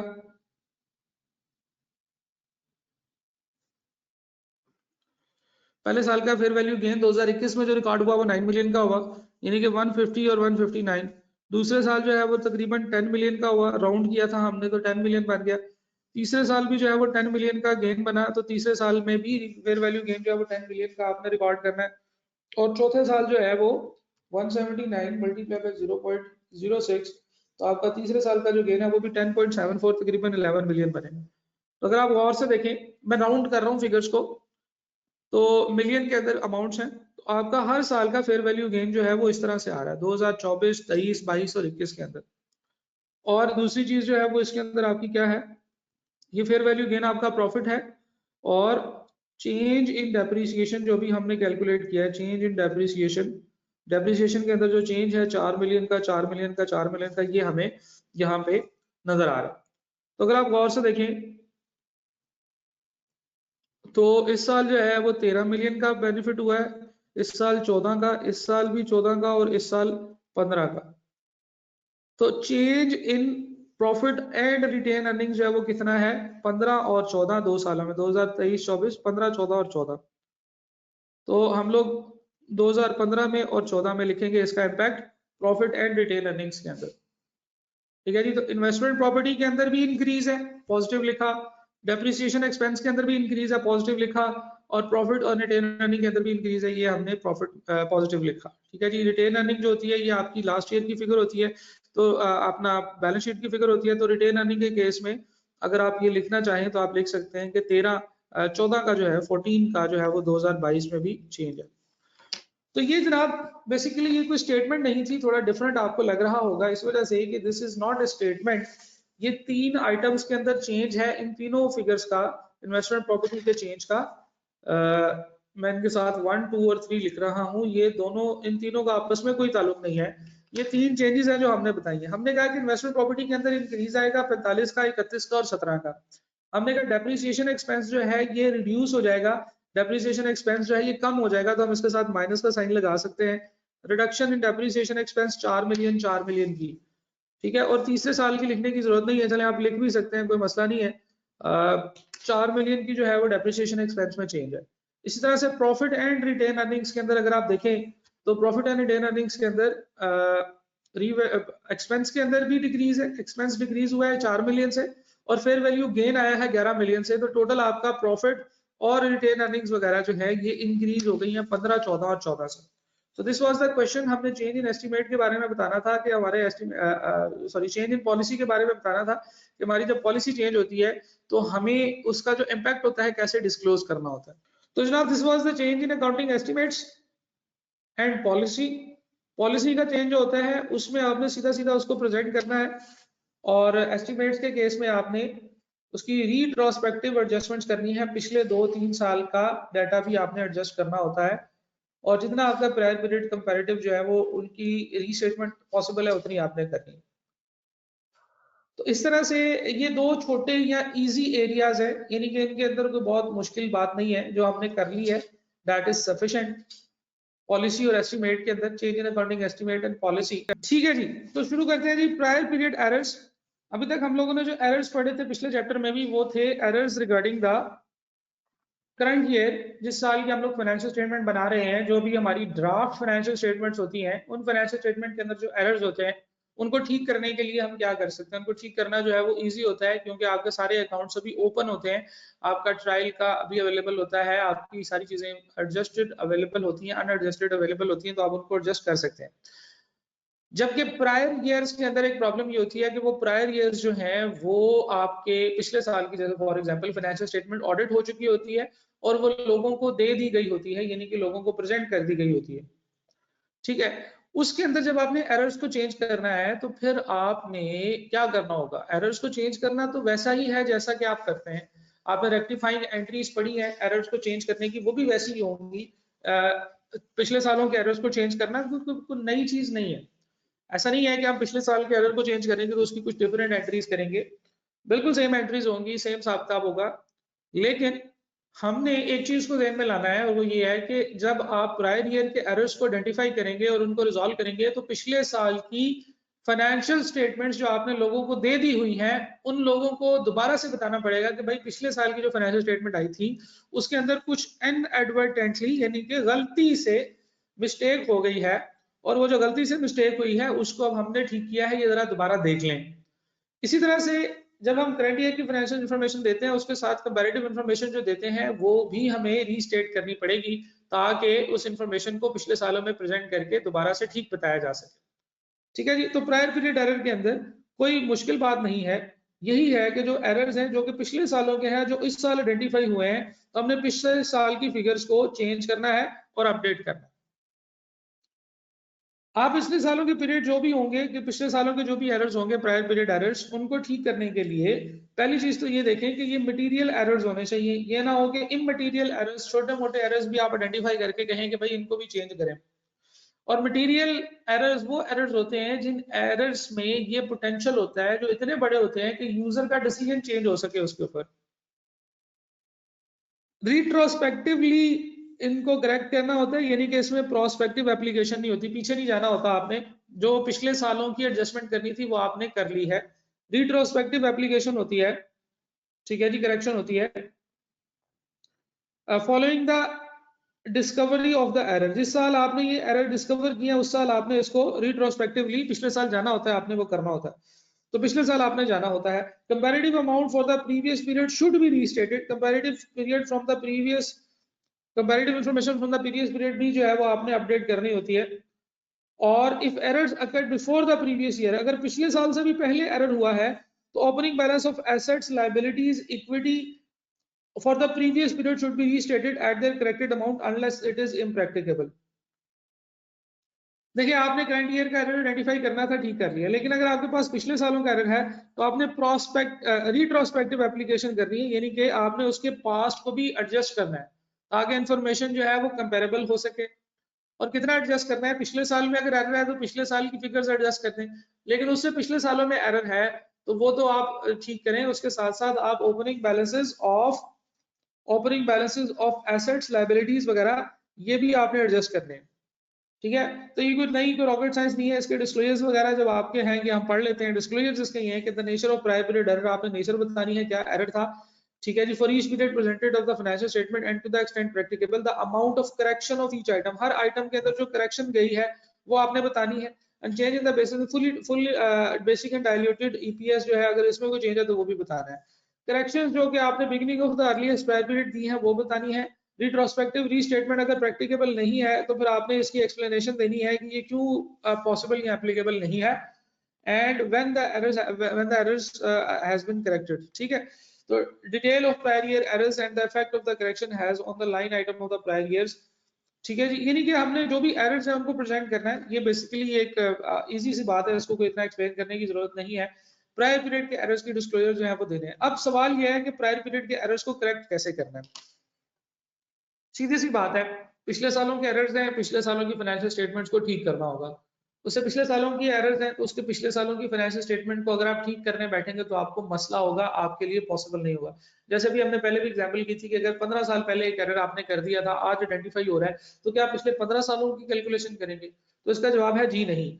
हम लोग ये करेंगे कि पिछले साल के एरर्स को करेक्ट करेंगे, पिछले सालों के एरर्स को, अमाउंट्स को ठीक करेंगे, लेकिन अगर उससे पीछे वाले साल हैं तो उन सारे ईयर्स का एक कम्युलेटिव इफेक्ट कैलकुलेट करके हम अपना ओपनिंग रिटेन अर्निंग्स में डाल दें। तो दो काम करना है। अगर तो आपका करंट ईयर का एरर है, तो वो तो हम लास्ट चैप्टर में डिस्कस कर रहे हैं। अगर आपका लास्ट ईयर का एरर है तो फिर हमने लास्ट ईयर की फिगर्स को अपडेट करना है। और अगर आपका ओल्डर देन लास्ट ईयर का एरर है तो वो फिर आपने ओपनिंग बैलेंसेस एडजस्ट करने हैं। ओपनिंग बैलेंसेस एसेट्स के, ओपनिंग बैलेंसेस लायबिलिटीज के, इनकम और एक्सपेंसेस के जो अकाउंट्स होते हैं वो क्लोज हो चुके होते हैं, इसलिए इनके जो एरर्स हैं वो आपने रिटेन्ड अर्निंग्स में एडजस्ट करने हैं। रिटेन्ड अर्निंग्स के अंदर, रिटेन्ड अर्निंग्स के अंदर एडजस्ट करने हैं इनकम एंड एक्सपेंसेस। वो सारे इनकम और एक्सपेंसेस जो कि पिछले साल से पहले हैं, ओल्डर देन प्रीवियस ईयर, उनको हमने रिटेन्ड अर्निंग्स के अंदर एडजस्ट करना है। तो हम लोग फॉर एग्जांपल एक एसेट की डेप्रिसिएशन गलत कैलकुलेट कर रहे थे और करते जा रहे थे। हमें पता चला कि इस साल हमें पता चला कि हमने एसेट्स की डेप्रिसिएशन जो है वो गलत कैलकुलेट की है। तो करंट ईयर के जो एसेट्स हैं, करंट ईयर की जो डेप्रिसिएशन है वो तो करंट ईयर के अकाउंट्स में एडजस्ट होगी, जो हम लास्ट चैप्टर में पढ़ा है। लास्ट ईयर के जो है वो लास्ट ईयर के प्रॉफिट में एडजस्ट हो जाएगी, और उससे पीछे वाला जो कुछ भी है वो रिटेन्ड अर्निंग्स में एडजस्ट हो जाएगा। ठीक है, ये चीज समझ लें, इसके भी हम प्रैक्टिस भी करते हैं कि लास्ट ईयर का जो इम्पैक्ट है वो लास्ट ईयर के प्रॉफिट में चले जाए, क्योंकि लास्ट ईयर का प्रॉफिट हमारे पास मौजूद होता है क्वेश्चंस के अंदर कि पिछले साल ये प्रॉफिट था, रिटेन अर्निंग में ये गया, so on and so fourth. Current year की भी इंफॉर्मेशन अभी अवेलेबल होती है, लेकिन उससे पिछले सालों की retain earnings, profit and loss, expenses, depreciation वगैरह अवेलेबल नहीं होती। तो हमें फिर उन सब का एक क्यूमुलेटिव इफेक्ट रिटेन अर्निंग्स में एडजस्ट करना होगा। रिटेन अर्निंग से क्या मुराद है? अनअप्रोप्रिएटेड प्रॉफिट जो आपका होता है उसके अंदर आपने उसकी सारी फिगर्स को एडजस्ट करके रिटेन अर्निंग ओपनिंग एडजस्ट करके लिखनी। तो ये हमारा इसका जो है वो समझ लीजिए कि तरीका वारदात होगा। इसके लिए क्वेश्चन देखते हैं, फिर आई एम श्योर कि आपको ये सारी बात समझ आ जाएगी। क्वेश्चन है आसिफ इंजीनियरिंग लिमिटेड का क्वेश्चन है, the following information has been taken from the financial statement of Asif engineering limited for the year ended 31 December 2015। ठीक है जी, तो हमारा जो साल है वो 2015 है। 2015 की इंफॉर्मेशन ड्राफ्टेड है, 2014 और 13 की इंफॉर्मेशन ऑडिटेड अवेलेबल है। अगेन इंफॉर्मेशन जो है वो आपके पास सेगमेंटेड इंफॉर्मेशन है, ये कोई सेक्शन ऑफ फाइनेंशियल स्टेटमेंट नहीं है। उसने एक्सट्रैक्ट्स बताए हैं, तो ये हमारे पास एक्सट्रैक्ट्स हैं जिसमें से कुछ रेलिवेंट इंफॉर्मेशन है जो हमें यहाँ पे दी गई है। प्रॉपर्टी प्लांट एंड इक्विपमेंट बताया है उसने, डेफिनेटली ये नेट होगा डेप्रिसिएशन माइनस करने के बाद। Store spares and loose tools बताए हैं। स्टोर्स एंड स्पेयर्स होती हैं वो आइटम जो कि आपकी छोटे छोटे पार्ट्स होते हैं, स्पेयर पार्ट्स होते हैं जो कि रखे गए होते हैं, ये बेसिकली आपके करंट एसेट्स ही होते हैं और आपने इनको इस्तेमाल करना होता है, मशीनरी में इंस्टॉल करना होता है।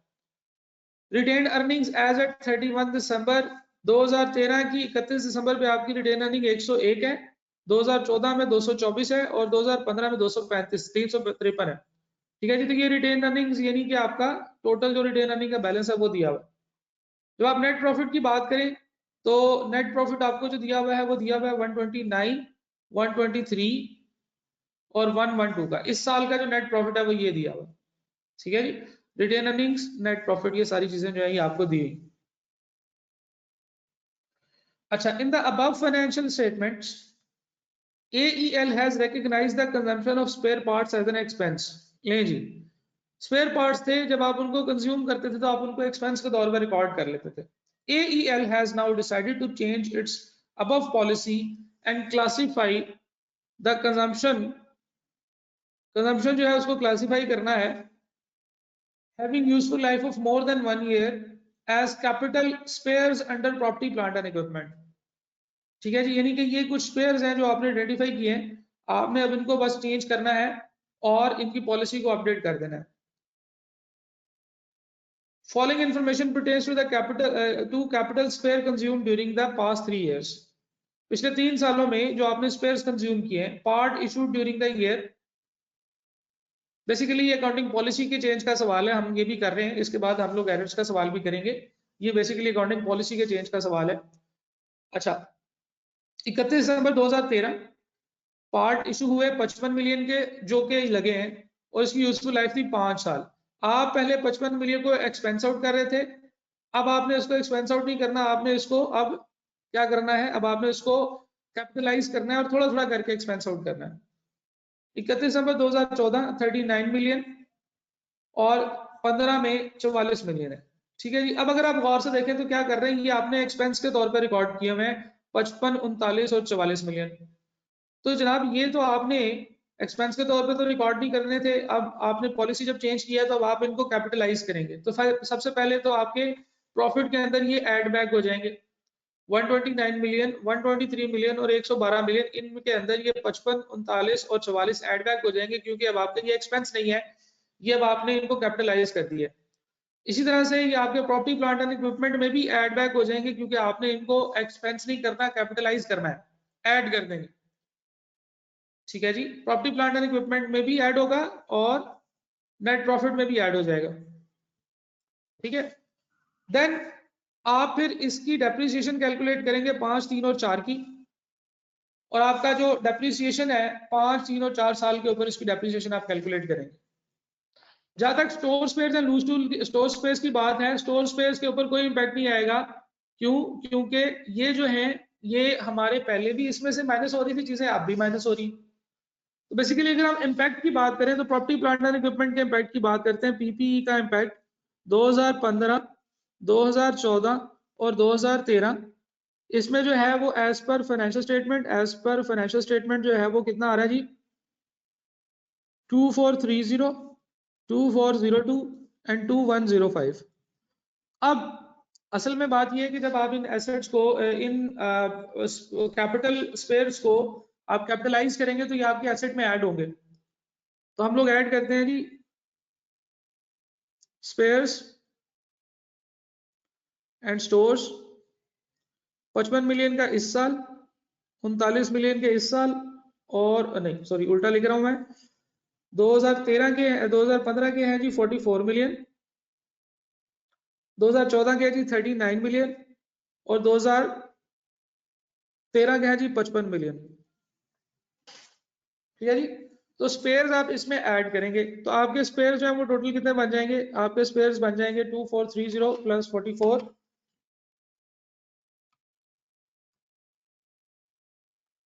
2474, 2402 और 39, 2441 बन जाएगा, 2441 और 2105 और 55, 2160 बन जाएगा जी। ठीक हो गया जी। अच्छा, अब इसमें डेप्रिसिएशन चार्ज करनी है। अब आप देखेंगे ये जो 2013 में आपने 55 मिलियन के एसेट्स ऐड किए हैं, इनकी डेप्रिसिएशन चार्ज करनी होगी। Depreciation of stores and spheres. तो 2013 में जो आपने 55 मिलियन ऐड किया है, इसकी 2013, 14 और 15 बल्कि 16 और 17 5 साल इसकी यूजफुल लाइफ है ना, तो 5 साल तक इसकी डेप्रिसिएशन चार्ज करनी होगी। तो डेप्रिसिएशन ऑफ द एडिशंस इन 2013 में जो एडिशंस हुई हैं, इसकी डेप्रिसिएशन आप चार्ज करेंगे 55 मिलियन डिवाइडेड बाय 5 साल, तो 11 मिलियन इसकी डेप्रिसिएशन आएगी। तो पहले साल इसकी डेप्रिसिएशन इसमें से माइनस करेंगे, दूसरे साल इसकी डेप्रिसिएशन माइनस करेंगे, तीसरे साल भी डेप्रिसिएशन माइनस करेंगे। तो इसका ये मतलब है कि डेप्रिसिएशन जो है वो 2013 के आइटम्स की तो ये आ गई। 2014 के आइटम्स की डेप्रिसिएशन देखें क्या। 2014 की जो आइटम था वो था 39 मिलियन का और उसकी यूजफुल लाइफ उसने बताई थी 3 साल। 2013 में भी 14 में भी इसकी डेप्रिसिएशन 13 मिलियन की और 2015 में भी इसकी डेप्रिसिएशन 13 मिलियन की चार्ज करनी होगी। ठीक है। इसके बाद 2015 की अगर हम बात करें तो 2015 में 44 मिलियन का एसेट था, यूजफुल लाइफ 4 साल थी, तो 2015 में इसकी डेप्रिसिएशन चार्ज होगी। तो हमने 2015 में डेप्रिसिएशन माइनस करके लिख दी। तो अगर हम इनकी डेप्रिसिएशन जमा करें तो ये 11 बनता है, ये 24 बनता है, ये 35 बनता है। तो इस तरह से अगर देखा जाए तो हमारी प्रॉपर्टी प्लांट एंड इक्विपमेंट जो है वो अब कितनी आएगी। अब हमारे पास प्रॉपर्टी प्लांट एंड इक्विपमेंट 2474, इसमें से 35 मिलियन की डेप्रिसिएशन माइनस करेंगे हम। 2441 24 मिलियन की डेप्रिसिएशन माइनस होगी। 2160 11 मिलियन की डेप्रिसिएशन माइनस होगी। जब हम डेप्रिसिएशन माइनस करेंगे तो हमारे पास कितना आ जाएगा जी, 2474 माइनस 35 2439, ये आ जाएगा जी 2441 माइनस 24 2417 और 2160 माइनस 11 बोले तो 2149। तो ये आपकी प्रॉपर्टी प्लांट एंड इक्विपमेंट का अपडेटेड बैलेंस आ गया। उसने कहा जी कि रिवाइज एक्सट्रैक्ट्स बनाएं। जैसे पिछले सवाल में उसने कहा था कि एक चेंज बताएं कितना है और नोट बताएं, तो हमने नोट बना लिया। लेकिन अभी अगर वो पॉलिसी के चेंज के अंदर हमें कहे कि रिवाइज एक्सट्रैक्ट्स बनाएं, तो हम रिवाइज एक्सट्रैक्ट्स इस तरह से बनाएंगे कि स्टेटमेंट ऑफ फाइनेंशियल पोजीशन के अंदर जो जो आइटम्स प्रेजेंट हो रही हैं वो लिखेंगे। स्टेटमेंट ऑफ फाइनेंशियल पोजीशन में property plant and equipment present होता है, हम ये लिखेंगे 2430 2402 और 2105 ये प्रेजेंट हो रही थी। हमने इनको चेंज करके नए कैलकुलेट किए हैं 2439 2417 एंड 2149, ये आप प्रेजेंट करेंगे। Store space and loose tool के ऊपर हमने बात की थी कि इसके ऊपर कोई इंपैक्ट नहीं होगा, क्योंकि ये पहले भी इसमें से आइटम्स निकल रही थी और एक्सपेंस में जा रही थी। अब इसमें से आइटम्स निकल के तो आपकी प्रॉपर्टी प्लांट एंड इक्विपमेंट में जा रही है और कोई फर्क नहीं। नेट प्रॉफिट की बात करते हैं। प्रॉफिट के अंदर देखें दो इंपैक्ट्स आएंगे। एक तो प्रॉफिट में से ये वाली आइटम्स एडजस्ट हो जाएंगी।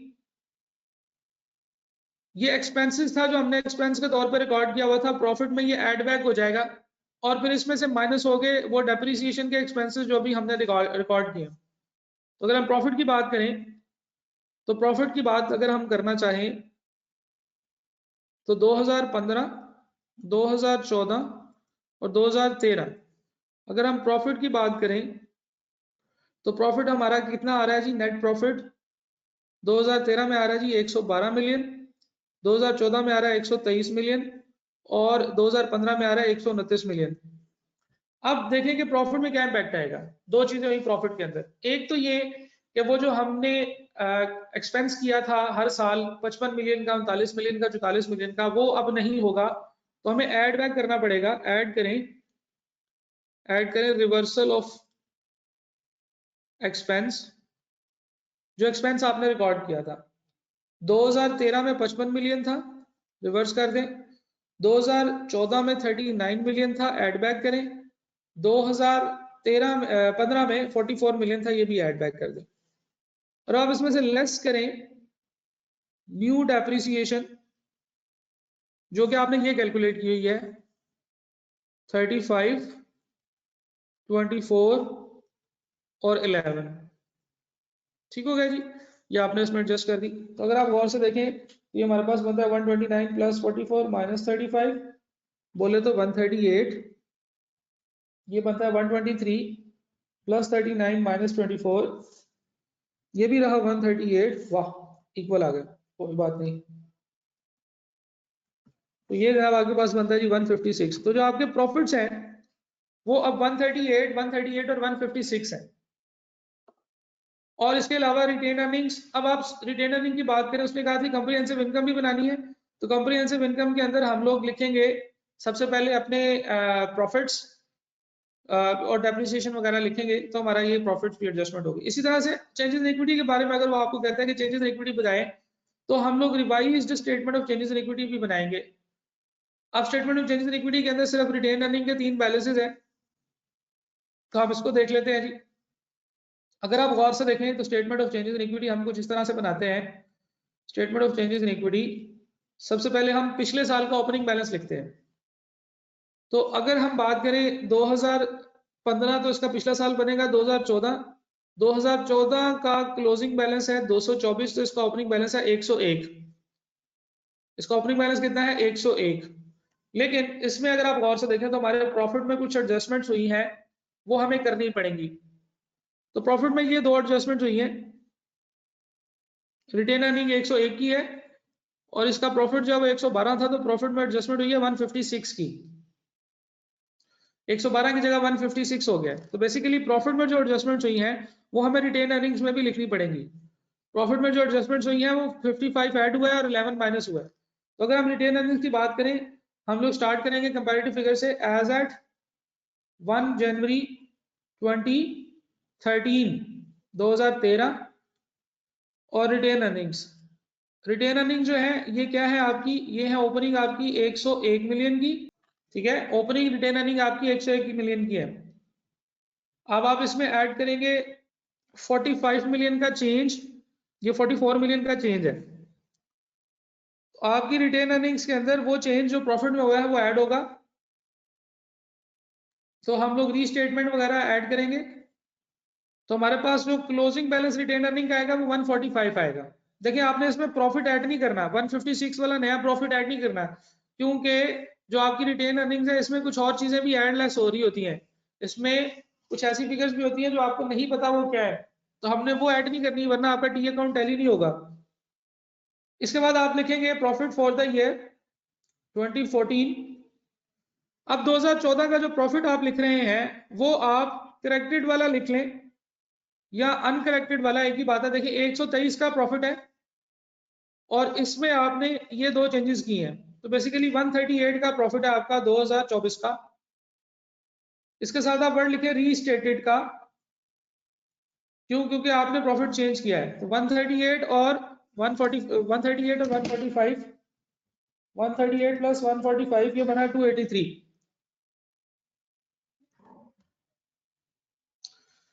आगे चलें, इसके बाद आप लिखेंगे प्रॉफिट फॉर द ईयर 2015। ये क्योंकि ड्राफ्ट है इसके साथ रीस्टेटेड का वर्ड नहीं लिखना। तो प्रॉफिट फॉर द ईयर है जी 138,000 दोबारा से। तो हमारे पास जो टोटल रिटेन अर्निंग का जो क्लोजिंग बैलेंस बना वो 283 प्लस 138 421 बना जी। तो retain statement of changes in equity भी बना ली। अब अगर हम इस क्वेश्चन को कंप्लीट करना चाहें तो ये 2 तो हमारी वर्किंग्स हैं। इन दोनों वर्किंग्स के ऊपर जो है वो हम लोग इनको जरा सेपरेट करते हैं और मैं आपको बताता हूं कि आपने इसको बेसिकली प्रेजेंट कैसे करना है। देखिए उसने हमें 3 चीजें कही हैं। अगर तो हमें कहता ना चेंजेस बताएं, तो आप चेंजेस बताते कि इसमें इतना चेंज हुआ, इसमें इतना चेंज हुआ। अब उसने कहा है कि financial reporting prepare the revise extracts, तो बिल्कुल इसी तरह की इंफॉर्मेशन बनानी है जो आपके पास पहले से मौजूद है। ये एक्सट्रैक्ट उसने बनाए हुए हैं और बिल्कुल इसके कंपैरेटिव आपने अपडेटेड फिगर्स बना देनी है। तो हम लोग लिखेंगे 2015, ये आपका सोल्यूशन जो होगा ना वो ये होगा 2015, 2014 और 2013। यहाँ पे हम लोग लिखेंगे प्रॉपर्टी प्लांट एंड इक्विपमेंट। तो प्रॉपर्टी प्लांट एंड इक्विपमेंट की अपडेटेड फिगर जो हमारी वर्किंग से निकली है वो यहाँ पे लिख देंगे 2439, 2417, 2149। एक काम आपने करना है 2014 के साथ जो है ना वो आपने जो जो फिगर्स हैं इसके ऊपर आपने लिख देना है रीस्टेटेड। 2014 में लिख देना है रीस्टेटेड, 2014 और 13 में क्योंकि आपने रीस्टेट किए हैं। Again store spares and loose tools, store spares and loose tools जो है ये आपके 73, 80 और 70 के हैं, इनमें कोई चेंज नहीं है। ये पहले भी इशू हो रहे थे, अब भी इशू ही होंगे। ठीक है जी। इसके बाद आपने रिटेन अर्निंग्स लिखनी है, ये भी आपकी बैलेंस शीट में आती है। रिटेन अर्निंग का ओपनिंग बैलेंस है जी 145, ये वाला, यहां से हमने स्टार्ट किया था। इसके बाद profit for the year add करके 283 बना और उसके बाद 421 बना। तो हम लोग लिखेंगे 283 421। तो ये आपकी extracts of the financial position जो है ऑप्शन ए कंप्लीट हो गई आपकी। बी की तरफ चलते हैं, उसने कहा था कि extract of the comprehensive income निकालें। तो इसमें 2015 और इसके साथ कंपैरेटिव 2014 रीस्टेटेड लिखना होगा। आपको पता है कि प्रॉफिट एंड लॉस के अंदर हम लोग रीस्टेटमेंट जो है वो पिछले साल की कर देते हैं, उसे पिछले सालों में नहीं जाते। तो अगर हम इसकी बात करें तो हमारे पास यहाँ पे क्या आ रहा है जी, डेप्रिसिएशन एक्सपेंस। तो डेप्रिसिएशन का जो आपका एक्सपेंस है वो आपका इंक्रीज हो रहा है जी, बल्कि इसके अंदर 35 और 24 35 24 ये आपका एक्सपेंस है, तो माइनस में लिख देंगे। इसी तरह से नेट प्रॉफिट की अगर हम बात करें तो आपका जो नेट प्रॉफिट आ रहा है वो भी आपने निकाला था यहाँ पे 138 और 138 2014 और 15 का। तो 138 और 138 ये आपने लिख दिया।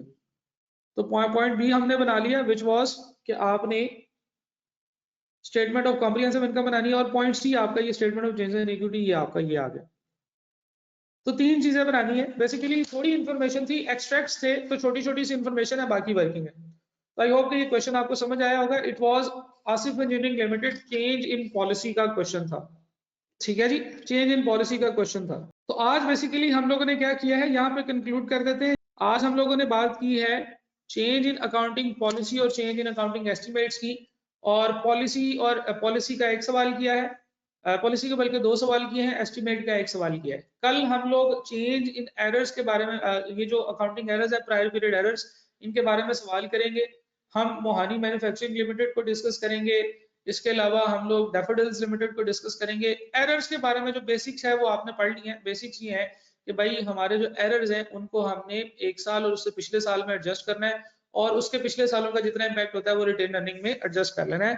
तो एरर्स के हवाले से जो है वो आप इस तरह से इसको लेकर चलेंगे। आज का होमवर्क सिर्फ आसिफ इंजीनियरिंग लिमिटेड और काशिफ इंजीनियरिंग लिमिटेड, ये दो क्वेश्चंस हैं, आपने दोबारा करके देख लेने हैं, और एस्टिमेट्स और एरर्स पॉलिसी का जो चेंज है इसको एक दफा समझ के साइड पे कर देना है। ठीक है, कल हम एरर्स को देखेंगे। और आज अगर आपका कोई रेक्टिफिकेशन ऑफ एरर का टॉपिक, यानी कि पिछले 2 दिन के टॉपिक में से कुछ रहता है, तो वो भी आज आपने कंप्लीट कर लेना है। तो आई होप कि आपको आज के लेक्चर्स की समझ आई होगी, ये चीजें सीखें समझें, और फिर इंशाल्लाह आगे हम जब चाहेंगे तो आपको ये बेस प्रोवाइड कर रही होगी। अगली चीजें तभी समझ आएंगी जब आप ये वाली चीजें अब समझ लेंगे और कर लेंगे। ठीक है जी, तो आपसे मुलाकात होगी इंशाल्लाह कल। Thank you for joining. Allah Hafiz.